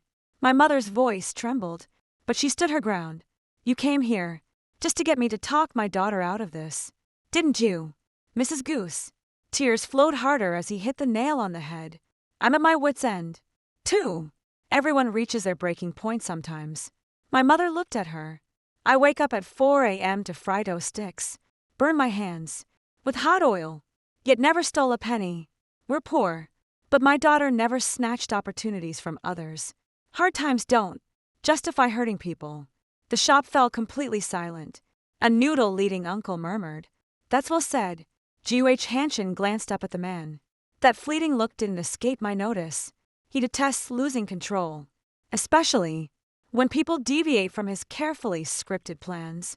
Just as Mrs. Gu was about to speak again, Hans suddenly held her back. Mom, please don't. He turned to my mother and gave a deep bow. Auntie, this was my fault. I shouldn't have disturbed you today. At this moment, he still seemed like a well-mannered child, but my mother wasn't buying it anymore. She picked up the fruit bag from the table and handed it back. Take your things back. Take your family matters to the school. Don Titi, come here disturbing our business again. Mrs. Gu's face flushed, alternately red and pale. Gohan took the fruit. He turned his gaze toward me. Suji Sha, you really tell our family everything. I caught the sarcasm in his words. In my past life, I stayed silent. That's how he got to drag me through the mud by the throat this time around. I'll speak my mind. Damn right. I stared at him. My mom's got my back. Gohanching's expression froze momentarily in that instant. It suddenly dawned on me. It wasn't that he feared disappointing Mother Gu. He despised any love beyond his control. Mother Gu loved him enough to be manipulated by him. But my mother loved me, without ever taking his side. That really got under his skin. After they left, my mother straightened the wind chime by the shop entrance and turned to look at me. Next time he shows up, don't try to handle it alone. I nodded, yet I couldn't shake off the lingering unease. Having failed today, Going would undoubtedly try a different approach. Sure enough, the next morning, before reaching school, I spotted a small crowd gathered outside the breakfast shop. One of them wore a blue uniform and carried a notebook. My mother stood at the door with a grim expression. We have all the required permits and strictly follow hygiene regulations. The man frowned. We receive complaints about your sidewalk vending and food safety issues. This is a routine inspection. My heart sank. Going stood at the mouth of the alley not far away. His uniform was spotless, backpack slung over his shoulder. When he saw me, he didn't avoid me, just gave me a slight chin lift as if to say, See, I told you life isn't just about grades. My fingers tightened around the backpack strap. This time, he brought the knife right to my mother's shop entrance.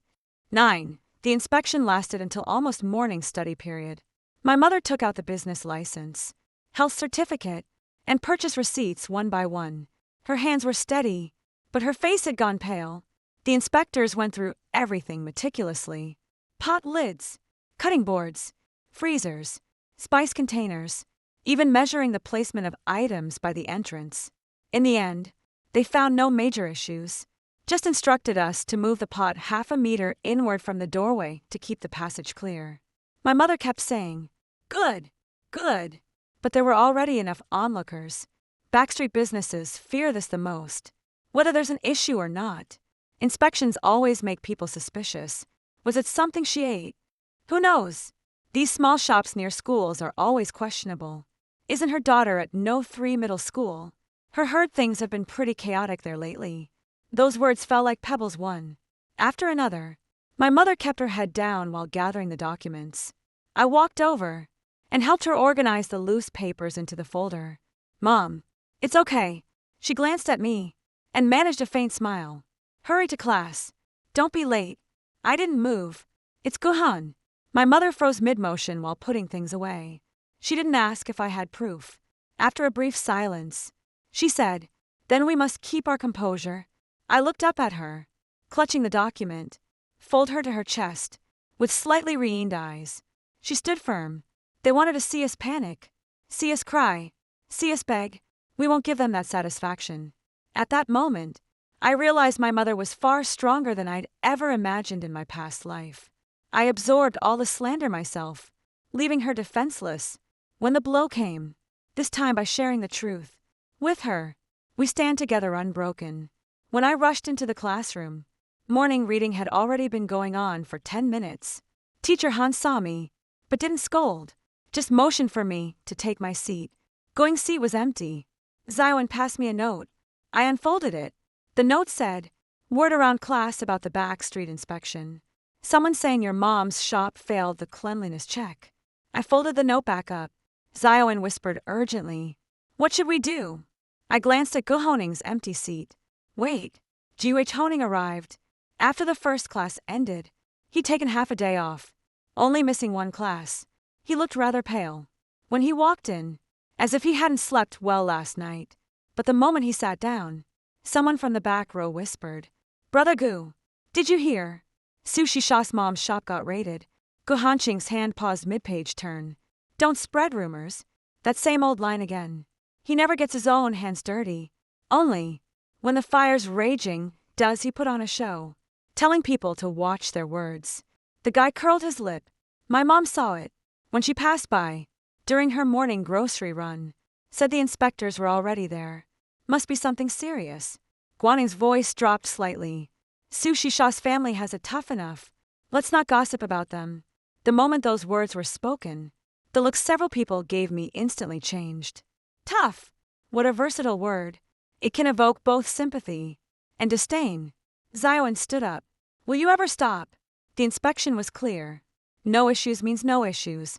With that big mouth of yours, why don't you go work at the radio station? The boys in the back row protested. We weren't even talking about her. I closed my book. "You said it." The classroom fell silent for a moment. I stood up and stared at the boy. "You claimed there must be something shady about my mom's shop." He looked uneasy under my gaze.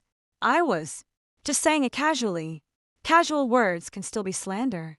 I turned to look at Guhoning. "Guhoning, you just told people not to spread rumors, which means you know they're lying. So why don't you tell everyone who made that anonymous report this morning?" Gu Hanqin lifted his gaze. "What are you implying?" "Nothing at all." I took out my phone. Phones aren't allowed in class, but today I made sure to power it off and stash it in my backpack's outer pocket.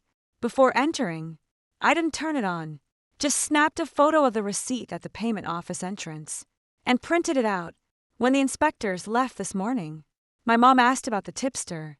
They couldn't reveal names, but mentioned the anonymous call came through at 8:53 last night. Gu Hanqing's expression remained unchanged. "What does that have to do with me?" 8:53 last night, I said, looking at him. "You were at the payphone by the school gate." He smiled. "Suji Shia, are you making things up now?" I placed the second photo on the table. It was surveillance footage from the stationery store near the school entrance. The image was somewhat blurry, but you could make out a male student in third high's uniform standing by the phone booth. His retreating figure, the profile of his face, And that silver zipper pull on his backpack. I knew something was off last night. After leaving the shop, Going didn't head home, using buying pens as an excuse. I circled to the school gate, just in time to see him enter a phone booth. I didn't get close at that time. I just memorized the timing. When the inspectors arrived this morning, I immediately went to see the stationery shop owner. The owner knew my mom, and, after hearing what happened, gave me a screenshot from the surveillance footage. Guaning stared at the photograph. His expression finally changed. A boy from the back row leaned in to look. "Isn't this Brother Gu's backpack?" Someone whispered.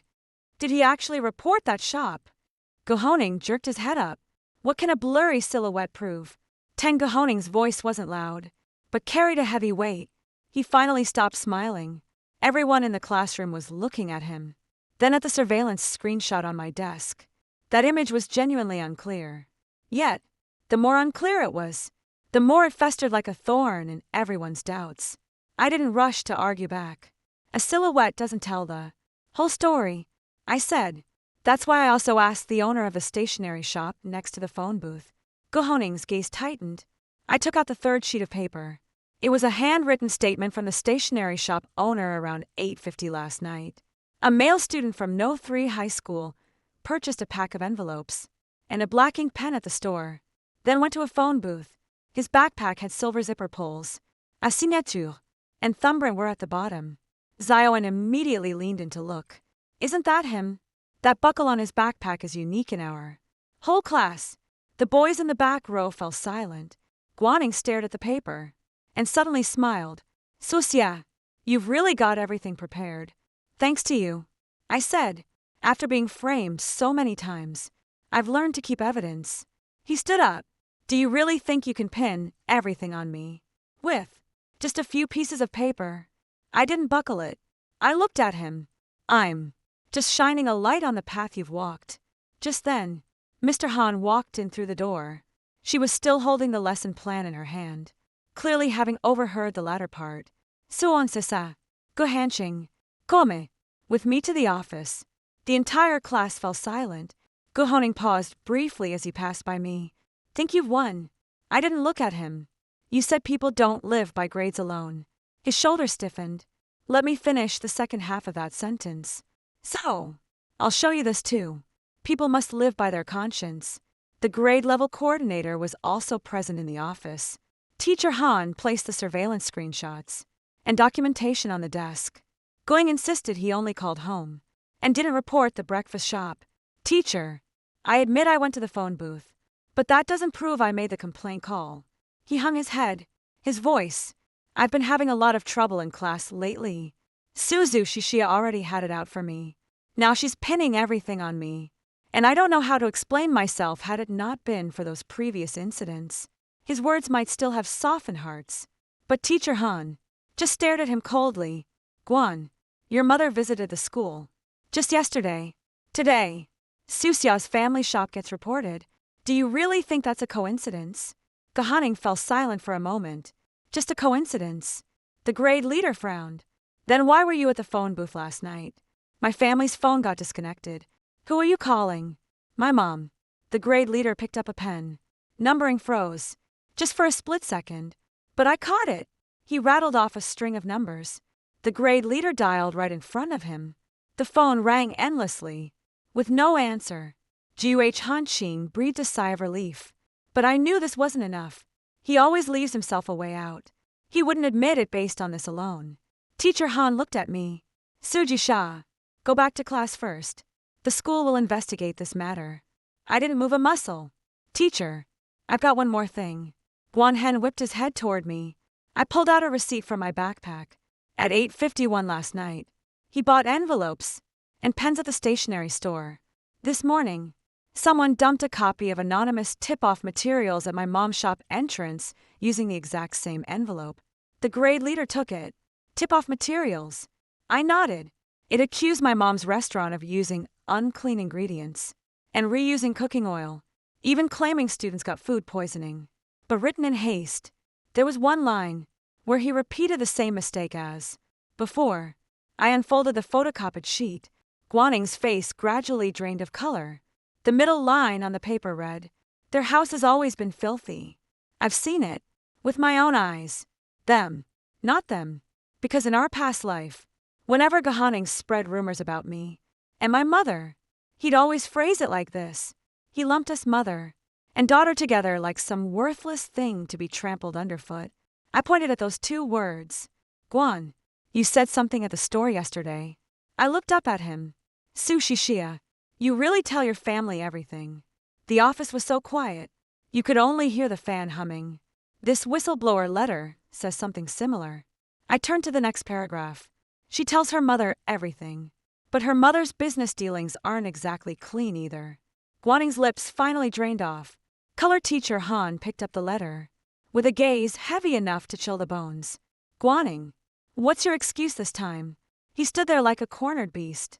After a long silence, he let out a hollow laugh. Sushi Sha. He looked up at me, with pure hatred in his eyes. You've really outdone yourself. That statement was as good as a confession. The grade-level coordinator slammed the pen down on the desk. Guan. He acted as if he didn't hear. He just kept staring at me. Since you are so good at catching people's mistakes, you'd better never slip up yourself. I looked at him. Of course. I make mistakes, I said, but I won't climb over others to get ahead. Going was suspended from school for a week. The disciplinary decision has been officially issued. He received a demerit, was disqualified from all academic honors this semester, had his competition recommendations revoked, and was required to publicly apologize to me and my mother. When the news reached our class, everyone went wild this time. No one would say he's merely pitiful, nor would anyone call me aggressive anymore. For a man may err in a moment of weakness, but cannot keep making the same mistake again and again. After school, I headed to the breakfast diner. The storefront was noticeably quieter than yesterday. My mom was re-wiping the store sign. She spotted me and smiled. The teacher called me today. My heart skipped a beat. What did they say? They said the school will make Guan apologize and explain the test results. She paused and whispered, Shishia, did I embarrass you? My eyes stung instantly. You walked over and hugged her. Not at all. I said, Mom, you're amazing. She paused for a moment, then gently patted my back. The evening breeze drifted through the back alley. The oil in the wok had gone cold, and the tables and chairs stood neatly arranged. This time I'm not standing alone in the mud, but I know Gahaning won't just vanish into thin air. Men like him, when humiliated, will try to drag others down with them. And next time he strikes, it probably won't be confined to school grounds 11. On Gahan's first day of suspension, the classroom was eerily quiet, unlike the usual chaos of Class 3. Grade 11. His seat sat empty. The desk and chair stood perfectly aligned. Textbooks cleared away, leaving only a dusting of chalk residue in the cubby. Though he was absent, the gossip about him never ceased. They say his mother nearly fainted from crying in the office yesterday. Will the disciplinary action go on his permanent record? Most likely. This is way too serious. I never would have guessed he was that kind of person. Annoyed, Xiaoying turned and glared at them. If you can't tell, stop judging by looks and start using your brain. Someone awkwardly shut their mouth. I lowered my head to work on the problems. The competition class roster is finalized. I'll start attending post-study training this week. In my past life, disciplinary actions crushed me. I lost even the eligibility to apply. Now reborn, I sit in the classroom, with my pen touching paper. Yet my heart feels unexpectedly heavy. It was eerily quiet, the oppressive stillness, before a storm. After school that afternoon, I went to the math department office to pick up materials. Mr. Han handed me a stack of handouts. Try not to walk alone at night. During this period, have your mom pick you up after school or go with classmates. I looked up. Teacher Han's expression was grave. The school has already spoken to Gahoning's guardian, but I can't guarantee he won't try anything again. I nodded. I know. She looked at me and sighed. Someone your age shouldn't be so guarded around people. My grip on the lecture notes tightened. Professor, if I don't keep my guard up around him, it'll only exhaust me more. Professor Han said nothing further. She simply took out a small notebook from the drawer. Here's the security office number by the school gate, and my personal contact. Remember, if anything happens, get an adult immediately. Don't try handling it alone. I took it in my past life. This was the one thing I needed most to hear. Don't try to handle it all on your own. Back then, I thought all pain had to be swallowed alone. When I stepped out of the office, I saw someone at the end of the hallway. It wasn't Guan. It was Yoaxin. She hadn't shown up to class for days, then suddenly appeared today looking noticeably thinner. Her eyes were red and swollen, hair hastily tied back, uniform sleeves crumpled. When she saw me, she instinctively took a step back. I didn't stop. Then she spoke abruptly. Suji Xia. I looked back. Yao Shi. And bit her lip, her voice barely above a whisper. Can I have a word? With you. I looked at her. If this is about pleading for Guan, don't bother. It's not. She immediately shook her head. Not for his sake. The hallway was sparsely populated. Spotting me from afar, Xiaoan halted abruptly, before rushing over eyeing Yao Xian. With weariness. What do you want now? Yao Xian pallid visibly. I know you hate me. Xiaoing sneered.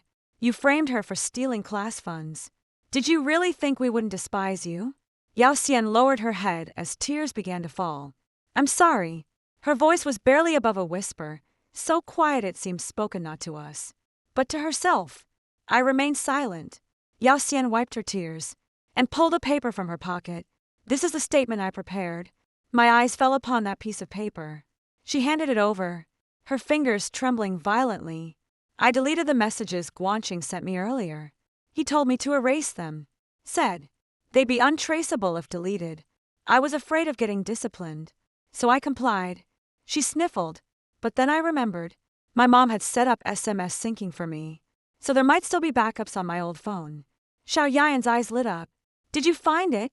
Yao Xian nodded. Found a few leads. She pulled out another old phone. The screen was cracked at the corners and booted up sluggishly. She scrolled to an old text message thread. The contact name from Guaning is gone, but the message remains. Don't you want Su Shisha to know how it feels to be looked down upon by the whole class? The class fund is in Teacher Han's drawer. Tomorrow morning, when she submits her homework, slip the money into her English workbook. Don't worry. If anything happens, I'll back you up. Xiaoing cursed in frustration. I read those lines with unexpected calm. Belated evidence. In my past life, I waited in vain till the end. In this lifetime, it's come into my hands again, but can no longer bring me to tears. I asked Yao Zhen, why bring it out now? Yao Zhen clutched her phone tightly. Because he texted me yesterday. She looked up, fear flashing in her eyes. He said, if I kept running my mouth, he'd tell everyone I stole the class funds. Brand me a thief. Make sure I'd never hold my head up again. Xiaoan let out a bitter laugh. Wasn't this his idea in the first place? But I was the one who left the money. Yao Xian's voice trembled. He knows what I'm afraid of. I looked at her. Yeah, Guing's a real pro at this. He never just stabs people outright. He'll first pinpoint your weakest spot, then press down slowly, bit by bit. I took the instruction sheet. You should hand these to the teacher. Yao Xian nodded. I will. I just wanted to tell you first. She looked at me, tears welling up again. Suji Xia, I'm sorry. I used to like him, so I thought you were being mean by targeting him. But later I realized he treats everyone the same. I stayed silent for a few seconds. Yao Zhen. She looked up. I said, a simple sorry won't make us even. Her face turned paler. I know, but if you produce the evidence now, at least we can stop this from getting worse. Yao Xian nodded through her tears. Xiaoan still seemed unconvinced. After pulling me aside, she whispered, you're just letting her off like that. No. I folded the paper neatly. She still has to face the consequences she deserves. Then why did you say so much to her? Just now. I gazed out at the playground through the window. I wanted her to understand that Guaning isn't just someone who brings me harm. The number of people he's harmed will only grow. With time. With his handsome face and a bag of manipulative sobab stories, he turned everyone around him into weapons. The knife could also turn around and cut him. That evening, Yao Xian submitted the text message records to the grade-level faculty. Guaning faced additional investigations during his suspension from classes this time. The class fund incident wasn't solely Yao Zhen's fault. After school, I walked toward the school gate with Xiaoan. Dusk was settling in. Street lights flickered on outside the school gates as the sweet potato vendor wheeled his cart by, the aroma mingling with the evening breeze. Xiaoan was still talking about Yao Zhen serves her right. Now she's scared. Should have thought about that earlier. I didn't respond. I stopped abruptly at the mouth of the alley not far ahead. Two guys were leaning against the wall smoking not the uniform from No 3 middle school. One of them looked up, spotted me, and let out a whistle. Sushi Shia Xiaoan immediately tightened her grip on my arm. I took a step back. The guy smirked. Don't be scared. Someone asked us to deliver a message. He fished out a crumpled paper from his pocket and tossed it at my feet. There was just one sentence on the paper. You can hide at school. But what about outside?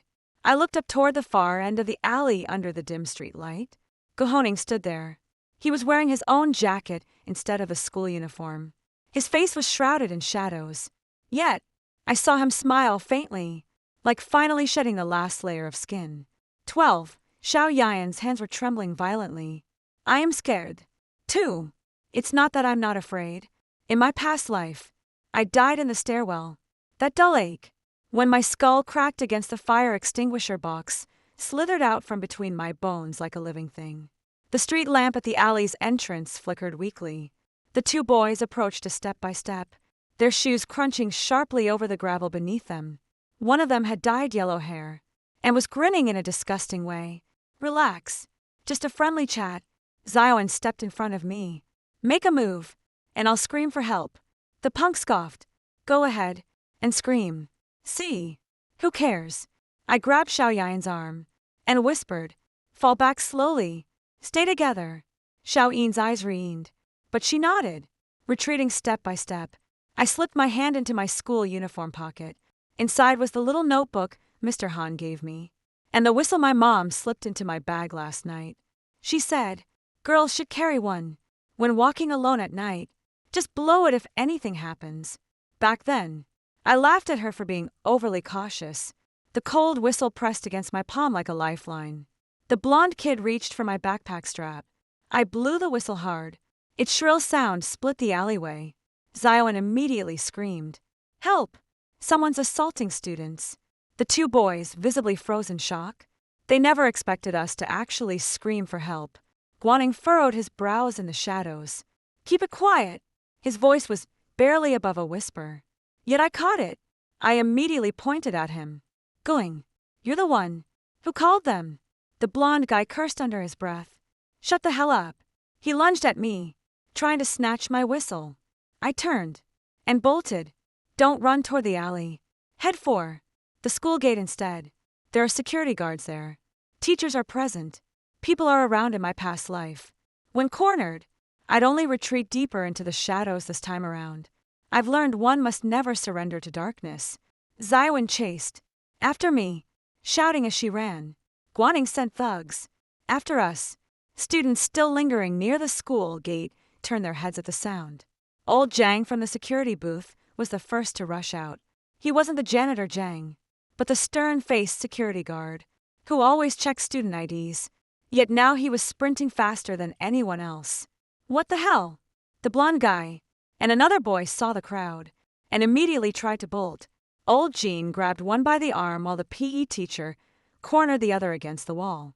Guaning had planned to slip away unnoticed in the crowd.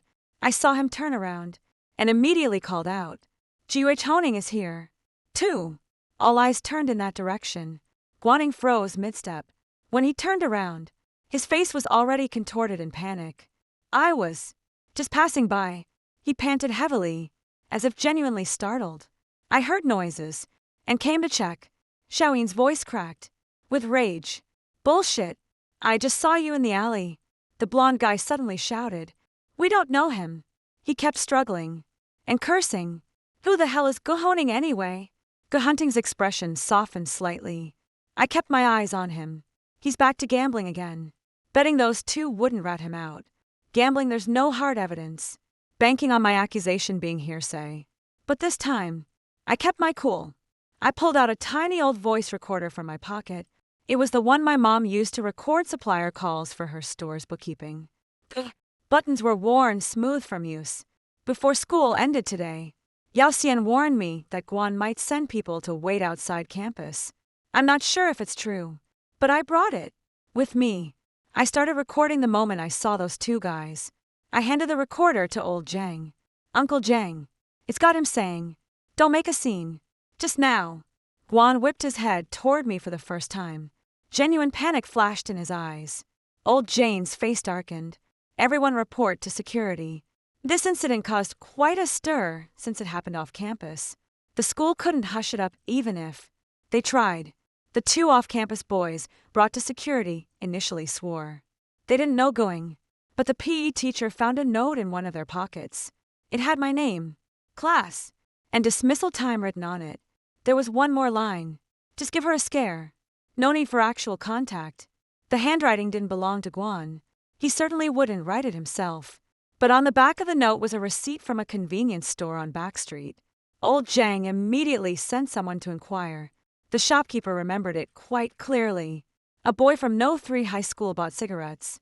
And so does this afternoon, with two students from other schools tagging along. The kid wore a black jacket, his backpack sporting silver zipper pulls. Those zipper pulls again. Going stood pale-faced in the security office corner. Teacher Han arrived, with her hair tousled by the wind. Her first glance was at me. "Are you hurt?" I shook my head. Her hand rested on my shoulder. With a gentle squeeze. "You're okay.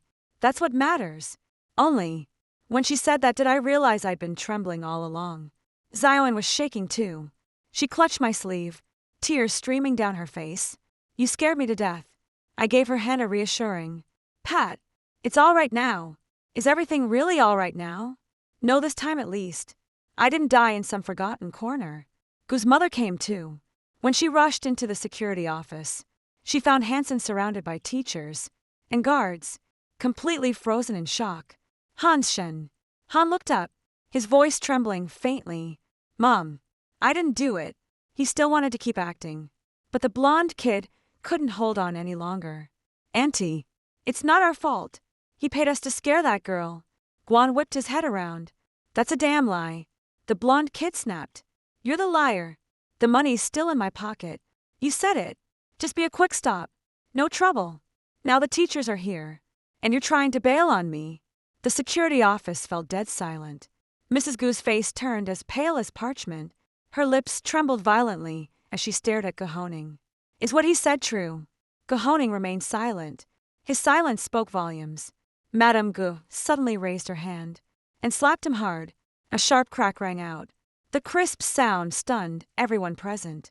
Gahoning turned his face away, one cheek flushing crimson. Instantly, he slowly turned back, with an icy, unfamiliar glare. "You're hitting me too." Madame Gu shuddered violently. He smiled, a smile that sent chills down one's spine. "Who do you think I'm doing all this for? Wasn't it you? Who kept saying our family's only hope was me getting into college? Wasn't it you? Who said I couldn't afford to fail? Mother Gu seemed to have the life drained out of her. I told you to make me proud, not to hurt people." Jiu Honing stared at her, eyes brimming with venom. "Who are you trying to fool? With this saintly act now?" The words stung worse than any slap. Mrs. Gu staggered, and Teacher Han quickly studied her. I stood by watching the scene unfold, feeling no satisfaction in my heart. A chilling clarity is all that remains. Guaning is just that kind of person. He steps on others, even bites its own. If things don't go his way, anyone can become the target of his resentment. That night, the school called the police immediately. When outsiders are intercepting students, it's no longer just a matter of school discipline. Guan passed by me while being taken away for questioning. He stopped, his eyes frighteningly bloodshot. "Suji Sha, are you happy now?" I watched him in my past life. I wanted to ask him one last thing. Before I died, "Guan, are you happy now?" But no one heard it back then. This time I can finally stand tall and answer. "Not yet," I said. "You still owe me." 13. The police station's lights were harsher than those in the school office. A white devoid of any warmth. I sat on the chair taking notes, my fingers still numb. With cold, the officer questioned in great detail. What time did school let out? Where did you encounter those two boys from another school? What did they say? Where was Gahaning standing? Were there any instructions given? And was there any physical contact? I'll answer them one by one. Zion sat beside them, her voice trembling. Yet she insisted on recounting every detail. With clarity. He's right there in the alley. I saw him. He wasn't just passing by. He's been waiting for us this whole time. The officer nodded and took notes. Gahaning sat at another table. He kept his head down, one side of his face still flushed from the slap his mother had given him. But there was no trace of remorse on his face. There was only the grimness of a cornered soul. The blonde kid and the other guy have already confessed everything. They're from the vocational school next door, usually hanging around the back streets. Going paid them $200 to scare me, saying nothing would happen as long as they didn't actually throw punches. The blonde guy sounded genuinely aggrieved as he said this. He told us that girl got him disciplined by the school. So we just wanted to help him vent. Who knew she'd be carrying a voice recorder? I couldn't help but chuckle. When I heard that, the officer looked up at me. I stifled my laughter. In my past life, there was no recorder, no Zion, no phone number from Professor Han, nor the whistle. My mom slipped me. So, they all thought I wouldn't scream. Couldn't even if I tried. Mrs. Hu sat on the hallway bench, looking a decade older. She stopped crying, just staring blankly at the bulletin board on the wall. For words were written on the wall. No offense goes unpunished. When asked by the officer where the money came from, G.H. Honing fell into a long silence. Finally, he said, "That's my own living expenses." Mother Gu jerked her head up. "Didn't you say that money was for study materials?" Guan avoided her gaze. The officer pressed on. "Why did you send people to block Sushi Shia?" Guan pressed his lips together. "I never meant to hurt her." "Then what were you trying to do?" He fell silent. "I know the answer. He wants to scare me. You want me to revert to that trembling, self-doubting, yielding Su Exe from my past life. The moment I show fear. Hell, just keep grinding me into the dirt." By the time we finished the police statement, it was almost 10 o'clock when Mom rushed over. She still smelled of cooking oil. The second she stepped inside, she grabbed my hands and looked me over head to toe. "Are you hurt?" I shook my head. "No." Her hand was cold, but she held mine tightly. "Thank goodness you're all right." Teacher Han was standing nearby, her face ashen. "Ms. Lin, the school will handle this matter with the utmost seriousness." My mother nodded in agreement. "I trust you, teacher. But I have to ask, will he ever approach my daughter again?" Teacher Han fell silent for a moment. "I'll request the school to suspend going temporarily and reevaluate his enrollment status." Reevaluation. Those 4 words finally got a reaction from Mrs. Gu. She rose from her chair, gripping its back, her lips pale. "Teacher Hanshin can't drop out. He's about to start his senior year. His grades are excellent." Teacher Han watched her. "Good grades don't give you the right to hurt your classmates." Mrs. Gu's voice choked. With emotion, her gaze instinctively darted to Hanning. "Hanxing, tell your teacher you truly understand what you did wrong." Gahoning suddenly let out a hollow laugh. It was a chilling, mirthless sound. "Would it make any difference if I spoke?" Madame Gu froze in shock. "You isn't this exactly what you wanted to see me humbled?" He raised his eyes, locking gazes with me. "Suon Sesa, are you pleased with yourself now?" My mother immediately stepped in front of me. "Keep your eyes off my daughter." Guaning's gaze turned even darker. The officer rapped his knuckles on the desk. "Watch your attitude." Only then did Going lower his head, since no one was injured. The 2 boys from another school and Gahanching were temporarily sent home, with their parents notified, with further handling to be continued by the school and local police station. Before leaving, the officer pulled me aside. "You did the right thing. Young lady, when in danger, running to crowded areas and seeking help immediately is far more effective than trying to tough it out." I nodded as I stepped out of the police station. The night breeze made me realize my back was drenched in cold sweat. My mother gave me a ride home on her electric scooter. Street lights flashed by one after another. She was riding very slowly. After a long silence, She suddenly spoke up. Shishia, was I too incompetent as a mother? Before. I froze. Mom, why would you say that? Her voice sounded horsero. If you hadn't told me about school beforehand, I might never have known how badly they'd been treating you. I wrapped my arms tightly around her waist. This isn't your fault. I always thought you were such a good, sensible child who'd never get into trouble. She sniffled, but I forgot even well-behaved children get hurt. My eyes welled up, with tears instantly. In my past life, I longed to hear these words until my dying breath. This time around, the wind brushed my face, yet no tears fell. I said, Mom, I'll tell you everything from now on. She nodded. All right, no matter what happens, we'll figure it out together. I slept lightly that night in my dream. It was still that same hallway. The fire cabinet glass lay shattered on the floor as blood trickled down my forehead. My fingers repeatedly dialing Guhoning's number. No answer. I woke. Before dawn. Sitting on the edge of the bed, I touched my forehead. There was no wound there. Soft noises came from the kitchen. My mother had already gotten up to knead dough. I walked over and saw her placing the breakfast shop's permits and a stack of papers into a clear document folder. Inside were test results, the school teacher's contact number, and the police station's receipt. She saw me and smiled. We'll learn to keep evidence from now on. I looked at her. It suddenly dawned on me that Rebirth had changed more than just myself. My mother was gradually finding her footing, too. That morning, the school summoned both me and my parents for a meeting. The conference room held the principal, the grade-level coordinator, and Mr. Han Guhoning, and his mother sat on the opposite side. Guan wore his school uniform, his face pale, with dark circles under his eyes. The principal recounted the incident from start to finish. Cheat note: framing someone, with class fund misuse, plagiarizing competition reports, spreading theft rumors, maliciously reporting a breakfast diner, hiring outsiders to ambush classmates. With each passing moment, Mrs. Goose's shoulder slumped further under the weight. Guaning never raised his head. Finally, the principal announced the school has decided to place Guanqing on probation, suspend his studies for 2 weeks, and consider potential expulsion based on subsequent behavior. All academic honors, competitions, and scholarship qualifications for this academic year are hereby revoked. Mrs. Gu covered her mouth as tears streamed down her face. Guaning jerked his head up. Abruptly. On what grounds? The conference room fell silent for a heartbeat. The principal's face darkened. After all the things you've done.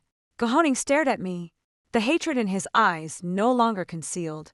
I didn't run away. He's still just on probation at school. It's not over yet, but this time, everyone saw his true colors.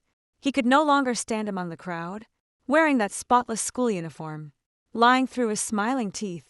14. After Guing was suspended, the classroom felt like a poisonous thorn had been plucked out. But the wound, where the thorn was removed, still acted. Before morning reading, Teacher Han entered the classroom, and for the first time didn't immediately tell everyone to open their books. She stood at the podium, her gaze sweeping across the classroom. Everyone knows what's happened these past few days. I'll just say 3 things. The classroom was silent first. Suji shouted not cheat, steal money, steal anything, or do anything improper. I kept my head down, fingers pressing against the edge of the textbook. Secondly, any unverified gossip is harmful. You're casual. Just saying could ruin a classmate's reputation. Someone in the back row lowered their head uncomfortably. Thirdly, from now on, anyone spreading rumors, ostracizing classmates, or making excuses for bullies will face disciplinary action according to school regulations. After finishing speaking, Mr. Han placed the book on the lectern morning reading time. As the course of reading voices rose, my hearing momentarily failed me in my past life.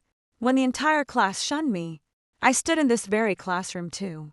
They accused me of cheating, stealing money, and losing my mind over Guanqing. When I couldn't win his affection, the teacher never stood up for me like this in public.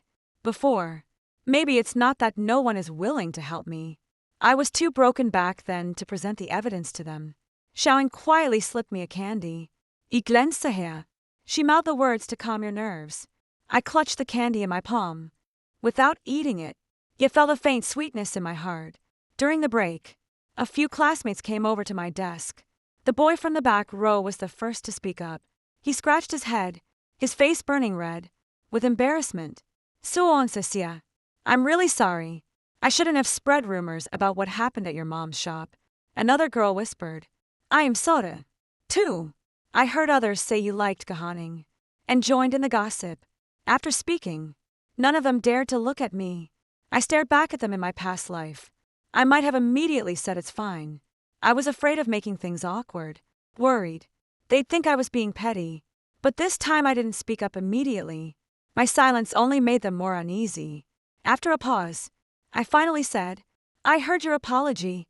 The guy froze for a moment. "Well, you. But I won't forgive you right away." I said, "Just don't ever do that to someone else again." His face turned redder, and he nodded. After they left, Jane whispered, "That felt amazing." I chuckled. "What was so amazing about it?" "You just acted like the badass female lead from a TV drama." I unwrapped the candy and popped it into my mouth. Eva just learned not to shortchange myself. During lunch break, I stopped by the breakfast diner. There was a school notice posted by the shop entrance. The content is quite straightforward. School authorities and relevant departments have verified that Lynn's breakfast shop possesses all required licenses. With no food safety issues found during hygiene inspections, recent reports were caused by malicious student behavior. Please refrain from spreading misinformation. This notice was arranged through teacher Hans's assistance. My mother put it up perfectly straight. A few regular customers stood by the entrance watching. Oh dear, so it was the students who caused this. I always said her place was clean. Ate there for years, without any issues. Kids these days, what's with all the malice? My mother just smiled. It's all in the past now. What would you like to eat? She didn't take the chance to vent her grievances or curse Guan. She simply kept dropping wontons into the boiling water. With swift, steady movements, I stood nearby, helping her clear the dishes. An auntie looked at me and said, "You must be the boss's daughter. I heard you're top of your class and made it into the honors program." I nodded. My mother immediately beamed with pride. That smile was different from the forced ones these past days. It was genuine pride. She did it all herself. My nose stung with emotion in my past life. All I ever brought home to her was endless trouble and tears. In this lifetime, I finally made her proud enough to say to others, "My daughter works so hard." After school in the afternoon, I attend competition prep classes. The classroom is on the 4th floor of the science building. Not many showed up, just the top students from each class. I took the seat by the window. Our math teacher, Mr. Zhao, was a silver-haired elderly man who spoke slowly but delivered razor-sharp explanations.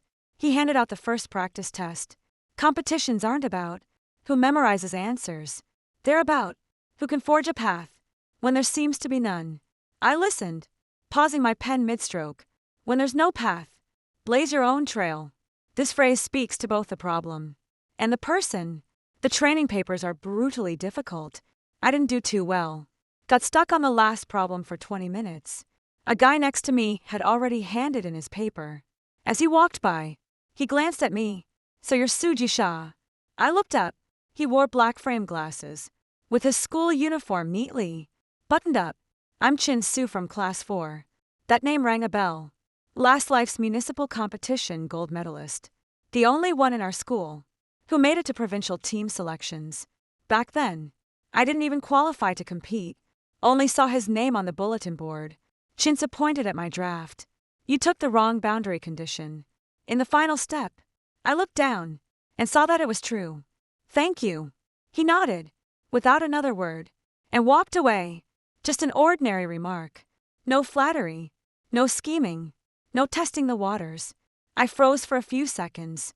So this is what normal classmate relationships are like. Mr. Joe asked me to stay. After class, "You got solid fundamentals, but your focus is scattered."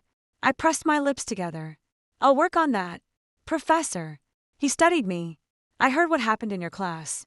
Walking away from toxic people was the right call. but don't let them rent space in your head. I froze. Mister. Joe handed me the test papers. What matters now is staying steady on your own path. That phrase kept replaying in my mind the whole way home. Walk your path. With steady steps. Guaning never intended to destroy. Just my reputation. He wanted me to exhaust myself. Guarding against him. Hating him. Proving myself. But I can't. Just define my life in opposition to him. I need to compete in academic contests. I must get into university. I'll make sure my mother never has to wake at 4 a.m. again. That's what I'd truly do if given a second chance. Going didn't show up in the following days. Yao then became unusually quiet. After returning to class, she received disciplinary demerits and was moved to the seat by the door. No one surrounded her anymore. She occasionally glanced at me, with guilt and fear in her eyes. I didn't initiate any contact with her. Everyone must face the consequences of their choices. On Friday afternoon, the school arranged for Guhoning to make a formal apology in person. The meeting took place in the grade-level office. Both my mother and I attended. Going stood in the center of the office, looking even paler than last time. He'd grown thinner, with dark circles under his eyes. His entire body taut like a bowring stretched to its limit. The principal said, "Begin." Guan lifted his gaze. His eyes first landed on my mother, then shifted to my face. "Zixia. Auntie Lin. I'm sorry." The voice was barely audible. "I shouldn't have framed you for cheating. Shouldn't have made Yao Shi implant the class funds in your book. Shouldn't have plagiarized your competition report. Shouldn't have spread rumors about you. Shouldn't have reported your family shop. And shouldn't have had people corner you." He listed each wrongdoing one by one. No one interrupted in the office. My mother held my hand, her palm warm against mine. Going finished speaking, and gave a slight bow. "I'm sorry." I watched him. His head was bowed, yet the faintest smile played at the corners of his mouth. No one else noticed, but I did. He wasn't admitting defeat. He was just keeping accounts. I spoke up. "I heard your apology." Guaning slowly raised his head. I continued, "Stay away from me. And my mother from now on." His eyes turned icy for a fleeting moment. The principal immediately said, "Going. The school will require you to sign a written pledge prohibiting any form of harassment towards student Su Shixia and her family." Guan lowered his gaze. "Got it." My mom let out a sigh of relief as we stepped out of the office. "Does this mean we can finally have some peace?" I gazed down the hallway. Guhoning stood there watching me from a distance. Sunlight fell upon his face, yet he remained as unyielding as ice that refuses to melt. I whispered, "Just for now." 15. The preliminary round of the city math competition is in October. When Guhansing returned from his suspension, it was already late September. He didn't return to Class 3 of grade 11. The school transferred him to Class 11 in another building, seating him right under the homeroom teacher's watchful eye. I heard his mother personally drops him off at the school gate every morning and picks him up after class. He used to love being seen. Now he moved through the hallway like a rat, avoiding the light, head down, hurrying past occasionally. When we'd meet from a distance, he no longer smiled, just stared at me with those icy eyes. John got goosebumps every single time. He's already like this, and still won't quit. I opened the competition handout. "Just ignore him. Aren't you scared?" My pen paused mid-stroke. "Fear won't make me stop." The week before the preliminary competition, I practically lived and breathed practice problems. Mornings were for memorizing formulas. Lunch breaks at my mom's diner meant scribbling calculations on napkins. Evenings at training sessions, then reviewing mistakes at home. My mom enforced a strict no all-nighters policy. Her knock would come precisely at 11 p.m. every night. "Go to sleep. Being top of the class won't matter if your health fails." I had no choice but to turn off the light. She thought I was asleep, but I was lying in bed, still running through the proof in my head. But this time, the questions didn't feel like a desperate escape, like a path I paved with my own hands.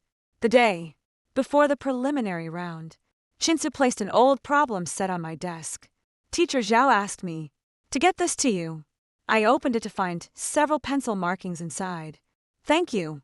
Chu adjusted his glasses. "You might want to check the last question in set 3. It could align with this year's focus. He left right. After saying that, Jane stood by, with her face in her hands. Straight as students have such simple friendships. Her remark made me laugh. So what do you want? At the very least, you should have said, Sujisha, I believe in you. She mimicked, with such seriousness that I laughed until I could barely hold my pen. As I kept laughing, it suddenly struck me how long it had been since I'd felt this carefree. Ever since my rebirth, I'd been living on edge, like standing at a cliff's edge, expecting a push any moment, yet somehow I found I could still smile. On the preliminary day, the exam hall was set up at City First High. I took the school bus, with my competition class teammates. Ms. Han came specifically to see us off. She checked each admission ticket one by one, before turning to me. Don't stress. Just do your best. I nodded. My mom came too at 5 a.m. She left the shop, with the neighbor for a while, rushed to the school gate on her bike, and shoved a thermos into my hands. Red date tea. Don't drink anything cold. Jane whispered beside me. Andy works better than the exam god. My mom smiled, and patted her hand. May everything go smoothly for you all. Before the school bus pulled away, I spotted someone standing across from the school gate. Through the window, Hungu. He stood beneath the plane tree, hat on, and school uniform absent, though not particularly close. I recognized him instantly. The silver zipper pull on his backpack was gone, as if he'd finally realized how that thing kept betraying him time and again. Our eyes met through the car window. He didn't smile, just raised his hand and mimed a phone call by his ear. My heart sank. The car pulled away. Jane didn't come along for the exam. She waved at me through the window. I clenched the thermos, forcing myself to look away. He's about to start a fight again, but this time I won't lose my cool. After arriving at City No 1 High School, the teacher led us to the waiting area for the exam. The exam starts in 40 minutes. I had just sat down when the group leader's phone rang. She answered it, and her expression quickly changed as she looked at me. Suon Cecilia, there's been an incident at your mother's shop. The surrounding noises suddenly faded away. I stood up. What's up? Someone said. Your mom got scalded by hot oil and was taken to the hospital. The call came through to the school gate house, and the security guard passed the message to me. My fingers turned ice cold in an instant. Scorching oil. The hospital. Those two words stabbed like knives. In my past life, my mother burned her hands with splattering oil when rushing back to the shop after dealing with my school disciplinary issue. The scar remained for a long time. I almost bolted out the door as she took a step forward. A sudden image flashed through her mind. The gesture Gohoning had made while on the phone. Just moments ago. I stopped. The teacher in charge urged, "Stay calm. Let me double-check first." I dug my nails hard into my palm. The sharp pain cleared my head. "Sir, may I borrow your phone?" She handed me her phone.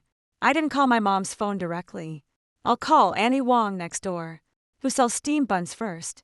The call connected almost instantly. Aunt Wong, is my mom at the shop? Yeah. She just mentioned your exam today and told me not to call you. What's wrong? I closed my eyes for a moment. Is she hurt? Nope. Just needing dough here. I handed the phone back to the teacher. It's fake. The lead teacher's face darkened instantly. Who'd do such a rotten thing? I didn't respond. My palms were drenched in sweat. Guaning actually showed up again. He knows exactly what scares me the most. So hand me the sharpest knife. Before the exam, if I had run back just now, the exam would have been over even if I later found out it was fake. I couldn't go back. I sank back into the chair, my heart still pounding. Chinsa sat nearby, glancing up at me. Need some scratch paper? I froze for a second. He handed me a blank sheet of paper. Write down all your messy thoughts, then toss it away. I took the paper. The page was pristine white. I held the pen and wrote a line. Going wants me to lose. Then I crumpled the paper into a ball and tossed it into the nearby trash can. The bell rings. I walked into the examination hall. When the test papers were handed back, my mind was still in a mess. The first question was easy, yet I read it twice before answering. By the third question, my mind finally began to settle. Proposition, conditions, proof, conclusion. The world gradually grew quiet. Guan was nowhere to be found. No trace of the corridor from the past life. No rumors or mudslinging. Just me. And this exam paper in front of me. The final question indeed resembled the old problem Sue had warned about, but the conditions were trickier. I'd been stuck for 10 minutes. Sweat beat on his palms. I almost started doubting myself. Just then, I remembered what teacher Zhao had said. When there's no path, blaze a trail. I crossed out my original approach and re-examined the conditions. If the boundary fails, change the variables. When direct proof fails, try contradiction as I wrote the final equal sign. 3 minutes remained. Before the exam ended, I let out a long sigh of relief. The dismissal bell rang. Stepping out of the exam. Hull! The sunlight stung my eyes. The lead teacher stood at the doorway, with a stern expression. Sujisha, your mother is fine. The school investigated. The fake call came from a public phone booth outside city. No one high. I nodded. I know. Who did it? The teacher looked at me. Don't act rashly. Without evidence first. I'm not being rash. I looked up, gazing beyond the school gates. Guaning stood across the street. He seemed surprised I'd finished the exam smoothly. His face dark, with displeasure through the passing traffic. His gaze remained locked on me. I didn't flinch. I even managed to smile at him. Not a tender smile. Nor was it a smug smile. Just tell him you couldn't break me. Guhoning turned and disappeared into the crowd. At that moment, everything became crystal clear. Starting today, he'll only grow more impatient. A desperate Guhoning is bound to make mistakes. His debts to me will come to light, one by one. 16, on the way back to school. The car was quiet. The preliminary round is over. But a few classmates are still comparing answers. Some say the last question was insanely difficult, while others found the third one full of tricky traps leaning against the car window. I cradled the thermos in my palms. The red date tea inside had cooled to warmth. The lead teacher sat in the front row, glancing back at me from time to time. I know she's worried about me. The fake phone call was too obvious. Yet, it's just too hard to pin down right away. The public phone booth outside city. No. One high school wasn't registered under any name.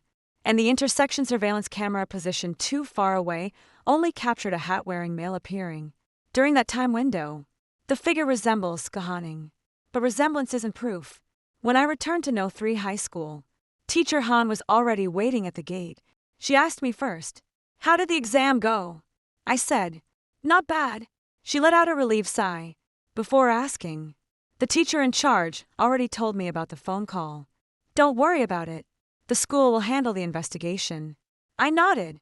"Teacher, I'd like to speak." With the security guard, Professor Han looked at me. "You suspect the call wasn't made directly to the lead instructor?" That call took quite the detour. Call the No 3 High School security office first. Say you're a parent of a competition participant with a family emergency, and ask them to relay the message to the teacher. The guard only contacted the team leader teacher. After realizing it was urgent, Guhansing was clever. He knew calling the team leader directly would seem abrupt, and calling me would prompt immediate verification. So he used the school as a conduit to hand me the knife in the guard room. Old Zhang frowned and tried to recall. After hearing what I said, it was a man's voice. Hushed and urgent. He said your mom got burned by hot oil. She's at second hospital, and you need to get there fast. Did he say who he was? They said they're relatives from the shop next to yours. I lowered my eyes. Second municipal hospital. That's exactly where my mother went after getting scalded in her previous life. Guan wasn't making this up. He remembered, or rather, those details he'd exploited in his past life had become his weapon once again in this lifetime. Teacher Han's expression darkened further. Old Jean, do you still remember the phone number? Old Jean dug out the registry book. The school guard house had caller ID, so he jotted it down casually. At the time, that string of numbers belonged to a public phone booth near City No. 1 High School. It matches, but it's still not enough. That evening, when I returned to the breakfast diner, my mom was standing at the stove cooking noodles. The first thing she said, when she saw me was, "Finished your exams. Are you hungry?" I walked over and hugged her. She still held the slotted spoon in her hand and paused momentarily stunned. "What's wrong?" It's nothing. I buried my face in her shoulder. I just want to hug you. She smiled and gave me a gentle pat on the back. Acting all cute at your age. I didn't tell her how close I came to bolting from the exam in sheer panic today. If I run away, Going will surely lurk in the shadows, watching all my efforts turn into a joke. Good thing I didn't run. After I finished explaining, my mother's face went pale, but this time she didn't panic. She scooped the noodles out of the pot, covered it, then picked up her phone again. I'll give Aunt Wong a call and tell her not to share our family matters with anyone who asks. She paused for a moment, then added, I also asked Mr. Lee, the mechanic next door, to help install a light at the entrance of the shop, so it'll be brighter at night. Watching her bustle about, the tension in my chest gradually eased. We're all learning not to put ourselves in vulnerable positions. Guaning didn't come to school the next day. Word came from class 11 that he'd called in sick. Zion let out a cold laugh. How convenient. He always falls right. After pulling some stunt, I bent over my desk, reviewing mistakes from the competition. He's not sick. Then what is it? He's waiting. Zion froze. Waiting for what? I gripped the pen. Waiting for me to panic first. Without any evidence. Gu Honing knew my past self too well. He knows that once I feel wronged, I'll go out of my way to explain myself. The more you explain, the more flustered you get, and the more guilty you look. But now I'm in no hurry. The evidence from the public phone booth isn't sufficient. So, let's set it aside for now. Evil deeds always leave fresh tracks. On Monday morning, the preliminary results were released. The notices posted outside the grade level office. By the time I walked over, a crowd had already gathered in the hallway. Zion pushed her way in ahead of me. The next moment, she let out a piercing scream. Sushi Shia, you're number one. The noise was so loud that even the class next door poked their heads in to see. I walked up to the notice board. Municipal preliminary round. No. 3 high school participants. Sushi Shia first place. Shin Su's name followed. He scored 2 points less than me. I stared at my name for what felt like an eternity in my past life. I wasn't even allowed to stand. Before this paper back then, G.H. Honing's name was posted on the bulletin board, and everyone praised him for making them proud. Meanwhile, I hid in the stairwell, clutching my disciplinary notice, convinced my life was already ruined in this lifetime. The name was finally restored. Zion hugged me. You're amazing. Absolutely incredible. The impact made me stumble back half a step, and I couldn't help but laugh. Jean Su stood beside me, glancing at the results. His expression remained unchanged as he simply said, Provincial selection training starts next week. I nodded. Right, he added. You probably did better than me on the last question. Jiawin waited until he was out of earshot before leaning in. Is this the honor student version of a compliment? I chuckled. Maybe. But, before the smile had fully faded, I heard a commotion coming from the other end of the hallway. Guaning has arrived. He wore his school uniform, his face pale, and lips nearly colorless. His mother followed behind him, carrying a bag of medicine. He looked genuinely ill, yet his eyes remained clear. Ice cold. He walked up to the notice board and saw my name at the top of the list. At that moment, his expression barely changed. Only the hand hanging at his side slowly clenched into a fist. People were whispering around. Didn't he want to participate before, with his eligibility revoked? What's there to participate in? Suji Shah came in first. Thank goodness she didn't get forced to withdraw because of him. Mother Gu clearly overheard these remarks. Her face flushed with embarrassment as she tugged at Guan's sleeve. Let's go. Guaning remained motionless. He turned to me and suddenly spoke. Congratulations. The hallway fell silent for a moment. I looked at him. Thank you. He gave a faint smile. Do you really think everything will just fall back into your hands? I replied. They were mine to begin with. Returning doesn't apply. His gaze darkened. Mother Gu hastily grabbed his arm, hunching. That's enough. He finally averted his gaze and turned to leave at the stairwell. He suddenly glanced back. Sushi Shah. I looked up. He said, You protected her this time. But can you do it every single time? Xiaoyi's expression changed. Mother Gu's expression darkened. Honing. Guhoning acted as though he hadn't heard. He looked at me, a slow smile curving his lips. There will come a time when you're not around. The words hung in the corridor, chilling the air like frost. I remained silent, but I knew this was no empty threat. He's coming. After my mom. 17 that day. After school. I didn't go straight back to the shop. I went to the backstreet police station first. The officer on duty already recognized me and did a double take.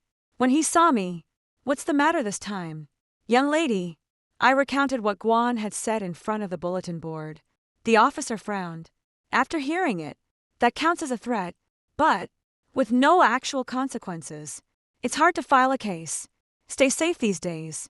And call the police immediately if anything happens. I nodded. I know. I just want this on record. He glanced at me, his tone softening slightly. Keeping records was the right call. When I stepped out of the police station, dusk had already fallen. Street lamps flickered on one by one along the back alley, while the newly installed light above the breakfast shop cast a pale halo on its signboard. My mother was moving the tables and chairs inside. She didn't ask why I was late. When she saw me, because I'd texted her in advance, she simply said, "Hungry. There are wontons in the pot." I helped her move the chair. "Mom, let's close up shop early these days." She gave me a look. "Because of Guhansing." "Yeah." She wasn't putting on a brave face. "Okay." In that moment, I realized true family isn't someone who believes you when you say I'm fine. It's someone who immediately moves to safety with you when you say it's dangerous. After returning to class 11, Going behaved himself for a few days on the surface. No ambushes, no secret notes, no prank calls. But my unis kept growing heavier. Because this wasn't like him at all. He's not the type to admit defeat. Yao Xian stopped me at the stairwell on Wednesday noon. Her complexion looked worse than before. Lips pale. "Suji Sha, I need to talk to you." Zioan immediately stood by my side. "What do you think you know now?" Yao Xian didn't argue back. She handed me a crumpled receipt. "Yesterday, after school, I saw Guhanqing talking with that blonde guy who cornered you. Before, they seemed to be arguing." I glanced at the receipt. It was a bill from a pool hall. The place was 2 blocks beyond the school's back alley.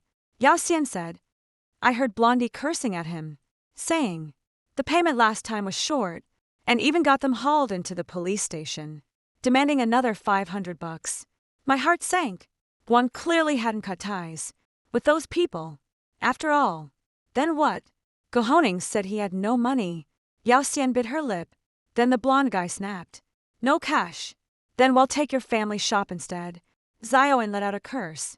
"Are they out of their minds? It's not even their store." Yao Xian spoke in a low voice. Guaning didn't deny it. He said he needed 2 more days. My fingertips turned icy cold as I stared at that receipt. In my past life, Guan led the debt collector straight to my rented apartment this time around. He didn't even wait 10 years before learning to dump his problems on my doorstep. I asked Yao Xian, "Why are you telling me this?" She clutched the cuff of her school uniform. "I don't want to see him hurting people anymore." Her voice was barely above a whisper. "Nor do I want him to pin the blame on me again. Someday." I gazed at her for a few seconds. "Thank you, Yoax," and froze momentarily, her eyes suddenly re-eating. She turned and walked away. Zioan watched her retreating figure and murmured, "She's genuinely scared now." I said fear can be useful, too. People don't stop just because things get better sometimes. It's the fear of pain that teaches you when to stop being the blade. After school, I didn't head back to the shop. Instead, I made a beeline for that pool hall. Zioan insisted on tagging along. "I don't feel comfortable with you going alone." I didn't say no. The pool hall was tucked away on a side street, its faded sign hanging above the entrance. The air inside thick with cigarette smoke. A red-haired woman sat behind the counter, head bowed as she cracked sunflower seeds between her teeth. I walked over and pulled out the receipt. "Mississippi, could you tell me who issued this receipt yesterday?" She glanced up at me and said lazily, "What's the point of asking that?" I said, "That person owes my family money." She wasn't the least bit interested, but at that remark, she let out a derisive snort. Oh. Money. You'd better watch out. Those punks were collecting debts yesterday. 2.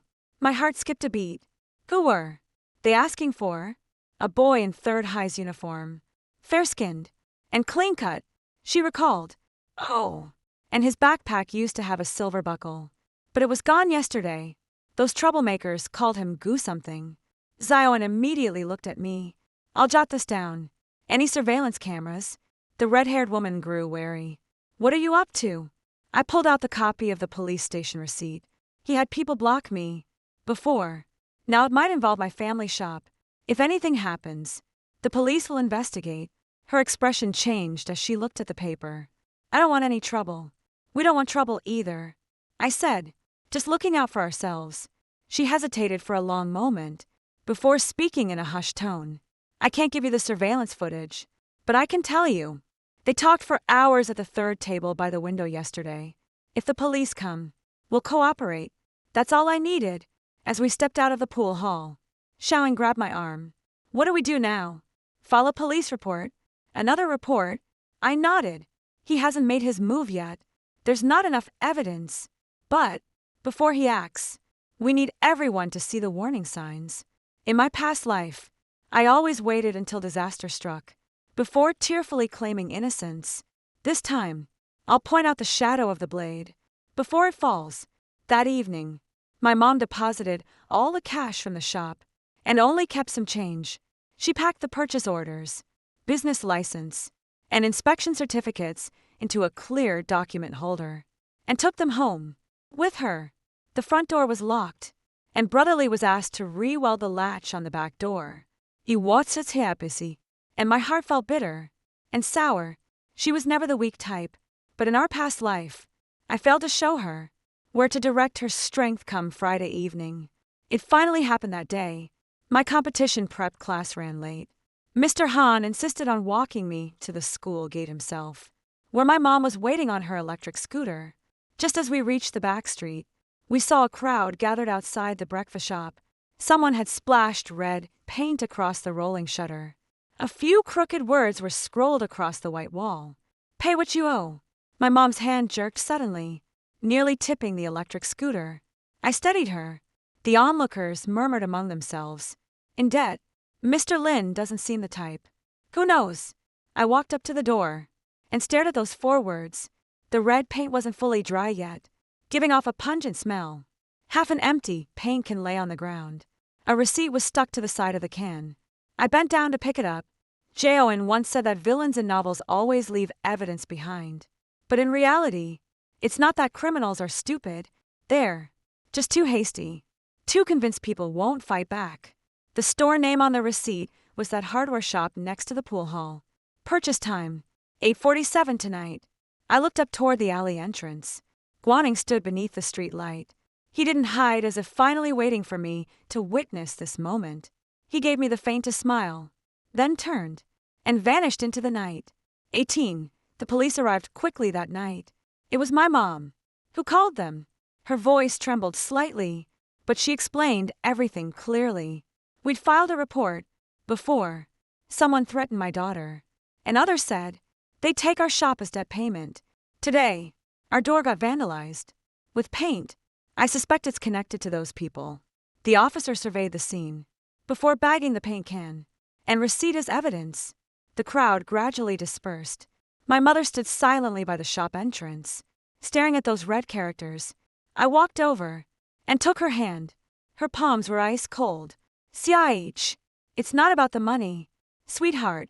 Her eyes welled up as she stared at the rolling shutter. I'm furious. My throat tightened. She enunciated every word. Why should we suffer for his mistakes? I didn't answer, because I've asked the same question countless times myself in my past life. I questioned fate, demanded to know why I still met such an end despite never fighting for anything. Then it dawned on me. Some people bully you, not because you've done anything wrong, but because they believe they won't face consequences. The breakfast place was closed the next day. It's not that we're scared. The police need evidence. So, the red paint on the shutter can't be cleaned yet, but this just fuels the rumors.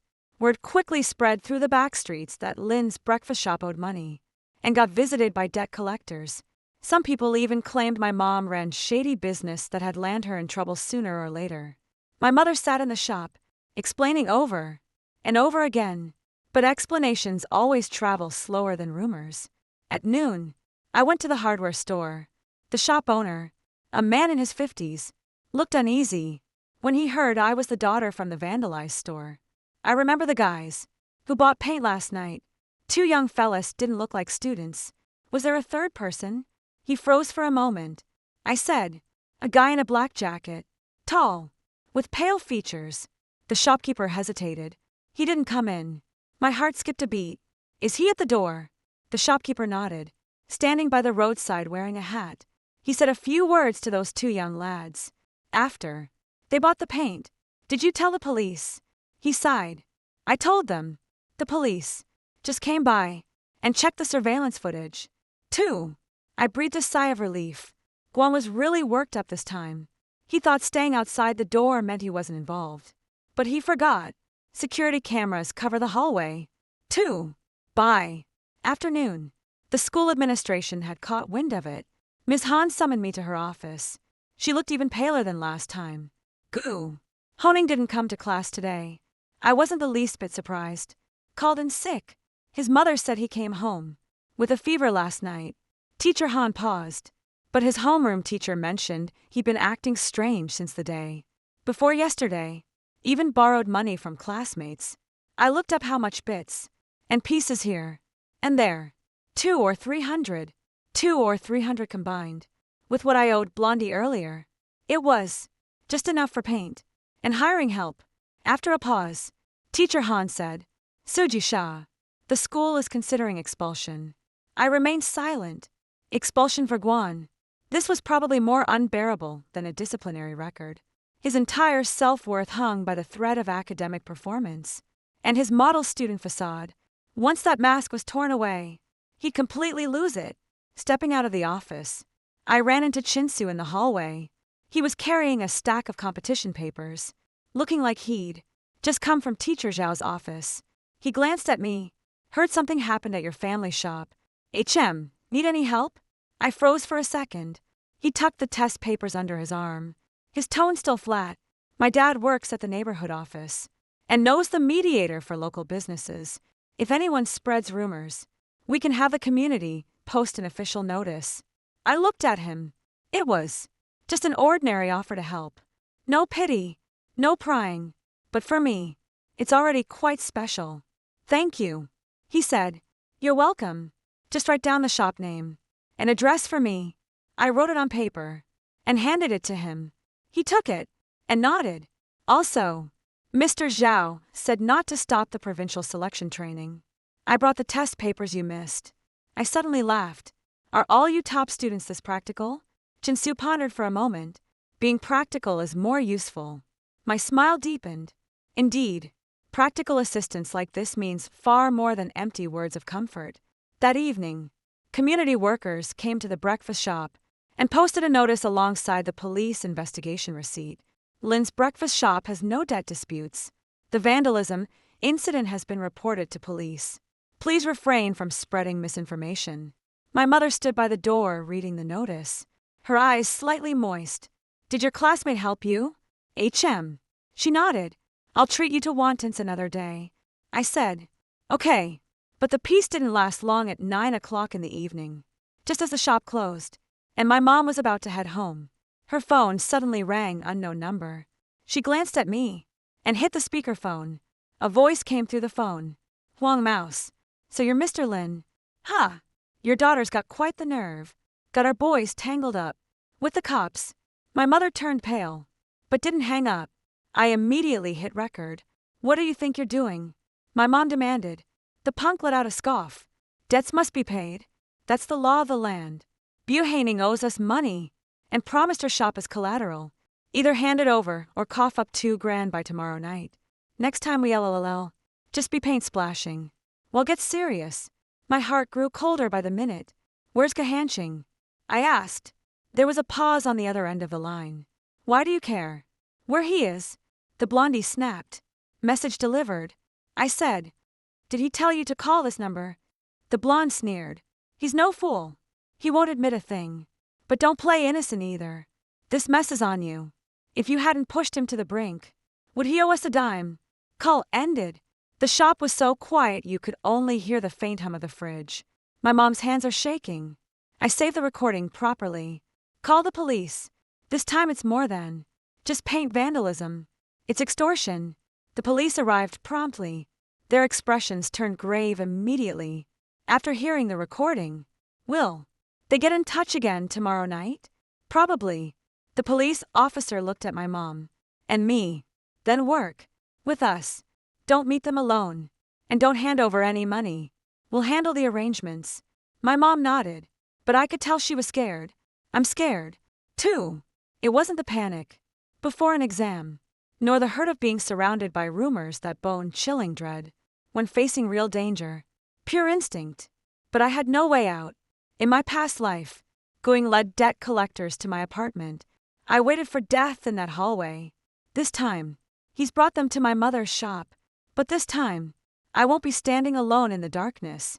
The breakfast shop closed as usual on the second night. 2 plainclothes officers sat in the corner behind the rolling shutter. My mother and I were stationed at the auto repair shop next door, with Brotherly keeping us company. At 9:40, the blonde kid showed up. He had another guy, with him carrying a bat. The 2 kicked the rolling shutter door a couple times. Boss Lynn, you got the money ready? No one answered inside. The blonde guy cursed under his breath and pulled out his phone to make a call. A few seconds later, my mom's phone rang. She answered the call, keeping her voice steady. Not a penny. The blonde thud grinned maliciously. Fine. Then you're out of business. He swung the bat toward the rolling shutter at the first sound. My mother suddenly grabbed my hand. Before the second echo faded, the rolling shutter burst open from inside. Plain closed. Officers rushed out. Freeze!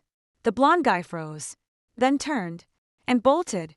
Cops were already blocking the alley entrance. Within seconds, both he and his accomplice were pinned to the ground. I stood by the auto shop in trance, my heart pounding so hard it ached. Just then, a screeching brake echoed from the end of the alley. I looked up. Going stood there.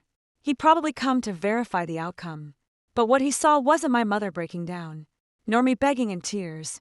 It was the blonde guy being handcuffed by the police under the streetlight. His face turned ghostly pale. The blonde spotted him too, immediately thrashing and shouting, "G.H. Honing, don't even think about running. You're the one who called us here." Guaning immediately turned and fled. The police gave chase without hesitation. I watched his figure disappear around the alley corner, my fingers tightening into fists. This time, the creditors didn't come after me. They went after the real detour. 19 Guanqing didn't get far.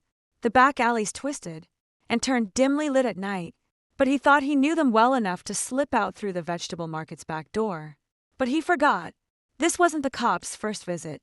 Guards were posted at the alley entrance behind the bike repair shop, and along that side street by the pool hall. 10 minutes later, he was brought back to the breakfast shop's entrance. His black coat was dusty, his forehead glistening with sweat, yet his face was deathly pale. The blonde guy was pinned to the ground, cursing at him the moment he saw him. Going, still running. The debt is yours. The scheme was your idea, and now you expect us to take the fall. Guan gasped for breath and looked up at me. That gaze was like a venom. Dipped dagger. Suji Shah, you've really outdone yourself. My mother stepped in front of me. Don't you dare speak to my daughter. Guan gave a faint smile. Auntie, your daughter is far more capable than you think. My mother's hands were still trembling, yet she stood her ground. Her strength came from being pushed to the limit by people like you. The police took them all to the station. This time it wasn't just me and my mom giving statements. The hardware store owner showed up. The pool hall owner came too. Brotherly from the auto repair shop provided the surveillance footage from his storefront. The blonde kid and his friend initially stuck to their story, claiming they just had a grudge against Lynn's breakfast shop. But when the police played the recording and laid out the receipts, surveillance footage, and call logs one by one, the blonde kid finally cracked under pressure. Going said that shop got him disciplined by the school. He just couldn't swallow that insult. He said to splash paint first, then call for the money. Once we get paid, we'll split it and settle what he owes us. He told us not to actually hurt anyone, just scare them a bit. Guaning sat aside, head bowed, not saying a word. The officer asked him, "Is what he said true?" Guhoning looked up. "They took my money, and now they're turning against me." Typical. The officer slid several sheets of paper toward him. "What about these?" "Surveillance footage shows him meeting the blonde guy at the pool hall. There's footage of him waiting by the roadside outside the hardware store. Plus text messages from the blonde guy's phone. The number wasn't one Guanqing regularly used. But that prepaid SIM card was bought at the convenience store behind the school. The shopkeeper remembered him because he was wearing a hat that day. And, after purchasing the card, he asked, "This type of card doesn't require ID registration, right?" Guhanqing finally fell silent. I sat on the other side watching him sink little by little. In his past life, he must have thought himself so clever. When he led the debt collector straight to my rented flat. No need to get your hands dirty. No direct evidence left. Just watch from afar as I'm driven to the edge. Yet in this lifetime, every step he took was witnessed. The heavens aren't just. It's me stepping out of the shadows. Mrs. Gu arrived at the police station. With disheveled hair, she rushed straight to Guhoning the moment she entered. "Hunching, tell me honestly, what exactly is going on here?" Guan glanced at her, with ice-cold detachment in his eyes. "Didn't you hear everything already?" Madame Gu recoiled as if scalded, releasing her grip. "How could you do this? How could you keep doing it over and over?" Guhoning suddenly laughed. "Why shouldn't I?" His voice was quiet, yet carried a chilling edge that made one's skin crawl. "Wasn't it all because of her? The school punishment, the classmates laughing at me, people pointing fingers." He raised his hand and pointed at me. "If she hadn't targeted me on the first day, none of this would have happened." I stared at him even now. He still thinks it's my fault. I'm not surprised. Those who never reflect on themselves will blame the wall when they hit it head-on. I stood up. "Guan, I'm not targeting you specifically." He stared at me. I said, "I just refuse to be your helpless victim like in our past life." His expression shifted abruptly for a fleeting moment. He seemed to understand something. Or perhaps he understood nothing at all. Mrs. Gu stared at me blankly, her lips trembling. I offered no further explanation. Those words were never meant for their ears. They were meant for me alone. After that day, Guan was officially placed under investigation since he was still under 18. The legal proceedings were more complex than for adults. But the school's decision came swiftly. Expulsion. All prior documentation was simultaneously transferred to the relevant department. When the news reached No. 3 High School, many remained silent for a long time. That bright smiling boy, with good grades and basketball skills, was finally completely erased from the school. His seat was cleared out. No one ever saw him by the door of Class 11 again. Mr. Han called me into his office. She said, "Sui Sha, you can take a breath now." I nodded, but I knew I couldn't let my guard down completely. Someone like Guhanqing wouldn't change, just because he left school. He's merely lost a stage for now. That night, after leaving the police station, my mother rode me home on her bike. Passing by the breakfast shop, most of the red paint had been scrubbed off the rolling shutter. Faint marks still lingered on the white wall. My mother stopped the bike and stared for a long while. "We'll repaint the walls tomorrow," I said. "Got it," she added, "and touch up the shop sign. Make it pop." I chuckled. "Is Boss Lin planning to reopen?" She laughed too, tears still glistening in her eyes. "Right." Reopening. The night breeze swept through the back street, making the old sign sway gently under the lamplight. It suddenly struck me that maybe this is just how life is. If someone throws dirt at you, just wash it off. Cover the stains that won't wash away with fresh colors. As long as I'm standing, I haven't lost. 20. After Guhoning left, Class 3, Grade 11 gradually returned to its usual rhythm. The class schedule kept changing on the blackboard daily. The boys in the back row still sneaked basketballs into their desks. Zioin continued passing notes. During lessons, and dragging me to the school store for yogurt during breaks. But deep down, I knew some things would never be the same. When people hear rumors now, they won't immediately join in the laughter. If someone gossips about classmates behind their back, others will frown and say, "Don't spread baseless rumors without evidence." Teacher Han says this shows improved class discipline. Xiaoying claims it's lingering trauma from Gohan's intimidation. I think it's a bit of both. Yoaxi, and later transferred to another class. She came to see me once. Before she left, she placed a handwritten apology letter on my desk. "I know you might not forgive me." She kept her head down, speaking softly, "but I still wanted to tell you. I'm sorry." I stared at the unopened letter. "Don't ever hurt someone else, just to please someone again." Her eyes welled up as she nodded. "I won't do it again." After she left, Zion leaned in. "You're really not going to look?" "Nope. Why not?" I slipped the letter between the pages of the book. Her writing it was her choice. My accepting it shows my stance. But I won't keep rereading apologies owed to me. Zion pondered for a moment, then gave a thumbs up. "Suon Cecia, you've truly leveled up." Her remark made me chuckle. Life goes on. I made it into the provincial selection training team. The problems get tougher every day. And Mr. Joe scolding hits harder. With pinpoint accuracy. "Do you actually believe in this step yourself? Did you forget about the boundary conditions? Proofs aren't essays. Stop winging it."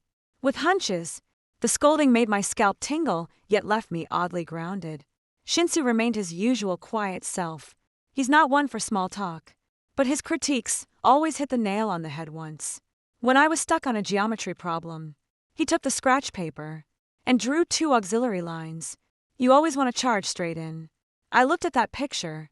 "Is that not possible?" "Yes, but exhausting," he said. "Sometimes taking a detour gets you there faster." With certain problems, I froze for a second. This sounds like more than just a test question. Later, I wrote this sentence on the title page of my mistake notebook.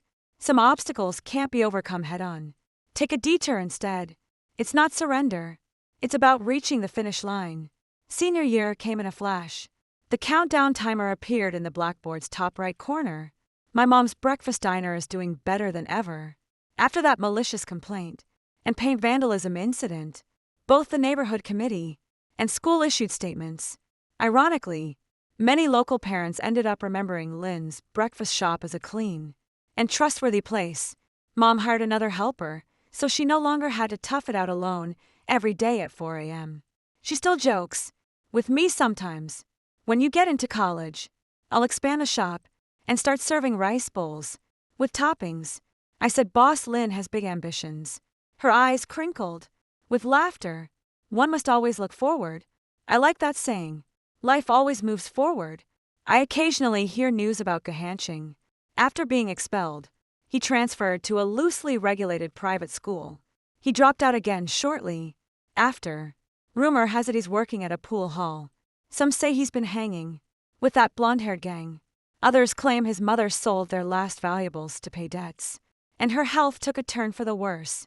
I never asked around. Those words were like dust in the wind, heard in passing, then gone with the breeze. He's no longer the center of my life. A month before the college entrance exams, Zion suddenly asked me, "Suji Shia, if Guaning ends up miserable someday, would that bring you satisfaction?" I gripped my pen and pondered for a long while. I did at first, and now it feels like none of my business. Xiaoying blinked.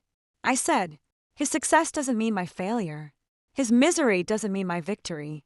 The only life I need to win is my own." Zion fell silent for a moment, then suddenly pulled me into a hug. "You'll definitely win." Duh. Weather was perfect.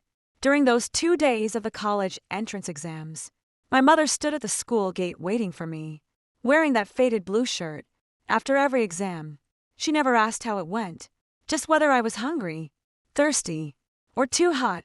The final exam ended with the ringing of the bell. When I stepped out of the exam hall, the entire campus was buzzing with excitement. Some wept, some laughed, others flung draft papers into the sky.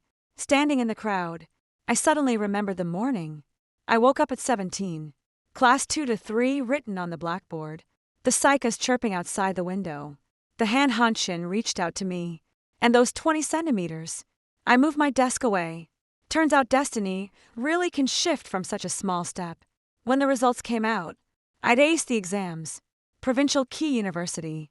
Majoring in law.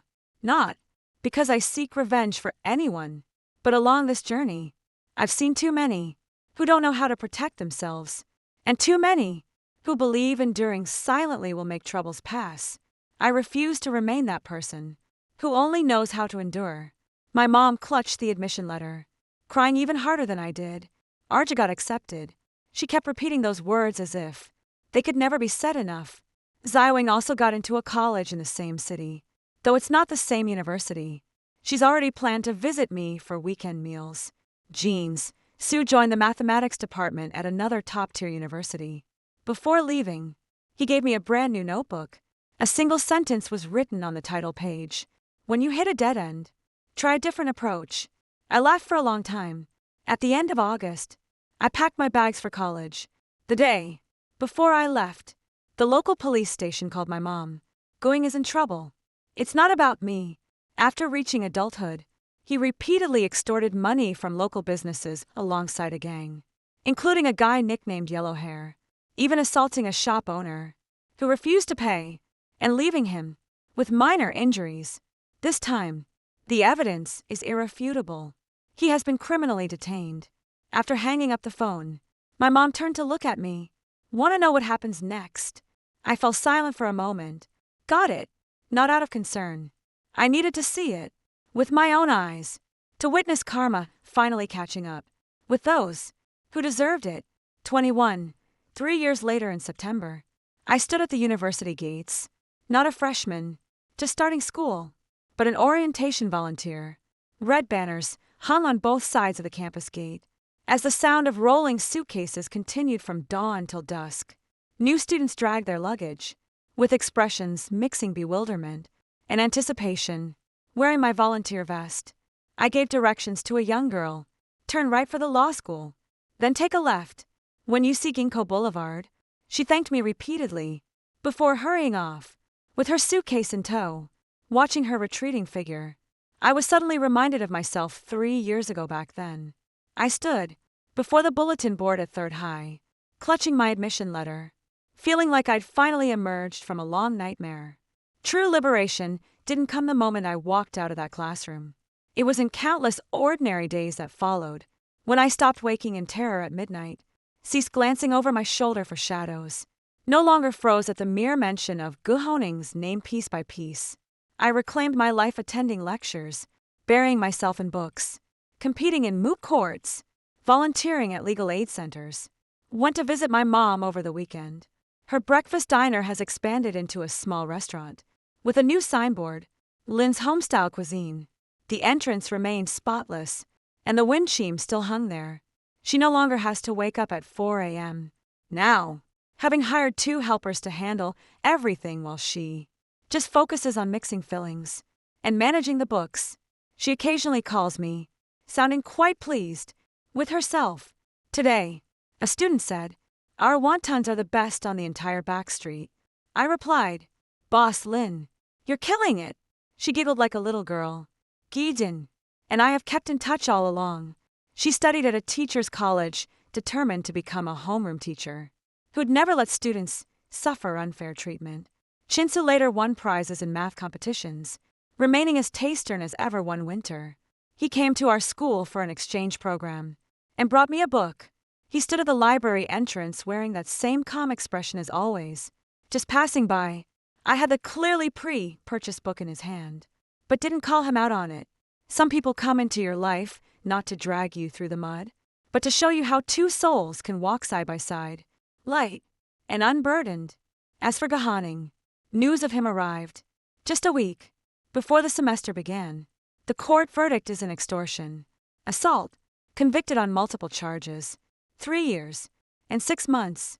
I stared at the news alert with eerie calm. The news didn't mention he was once a student at No. 3 high school, nor that he had good grades and a charming smile. The law doesn't care about such things. It only records what he did. Gu's mother later called my mom once on the phone. She was sobbing uncontrollably, saying these years felt like a long dream. My mother didn't scold her, just said quietly, "Live your own life well from now on." After hanging up, my mother remained silent for a long time. She asked me, "Yeah, do you hate him?" I gave it some thought. I did hate him. And now I won't waste another ounce of energy on him.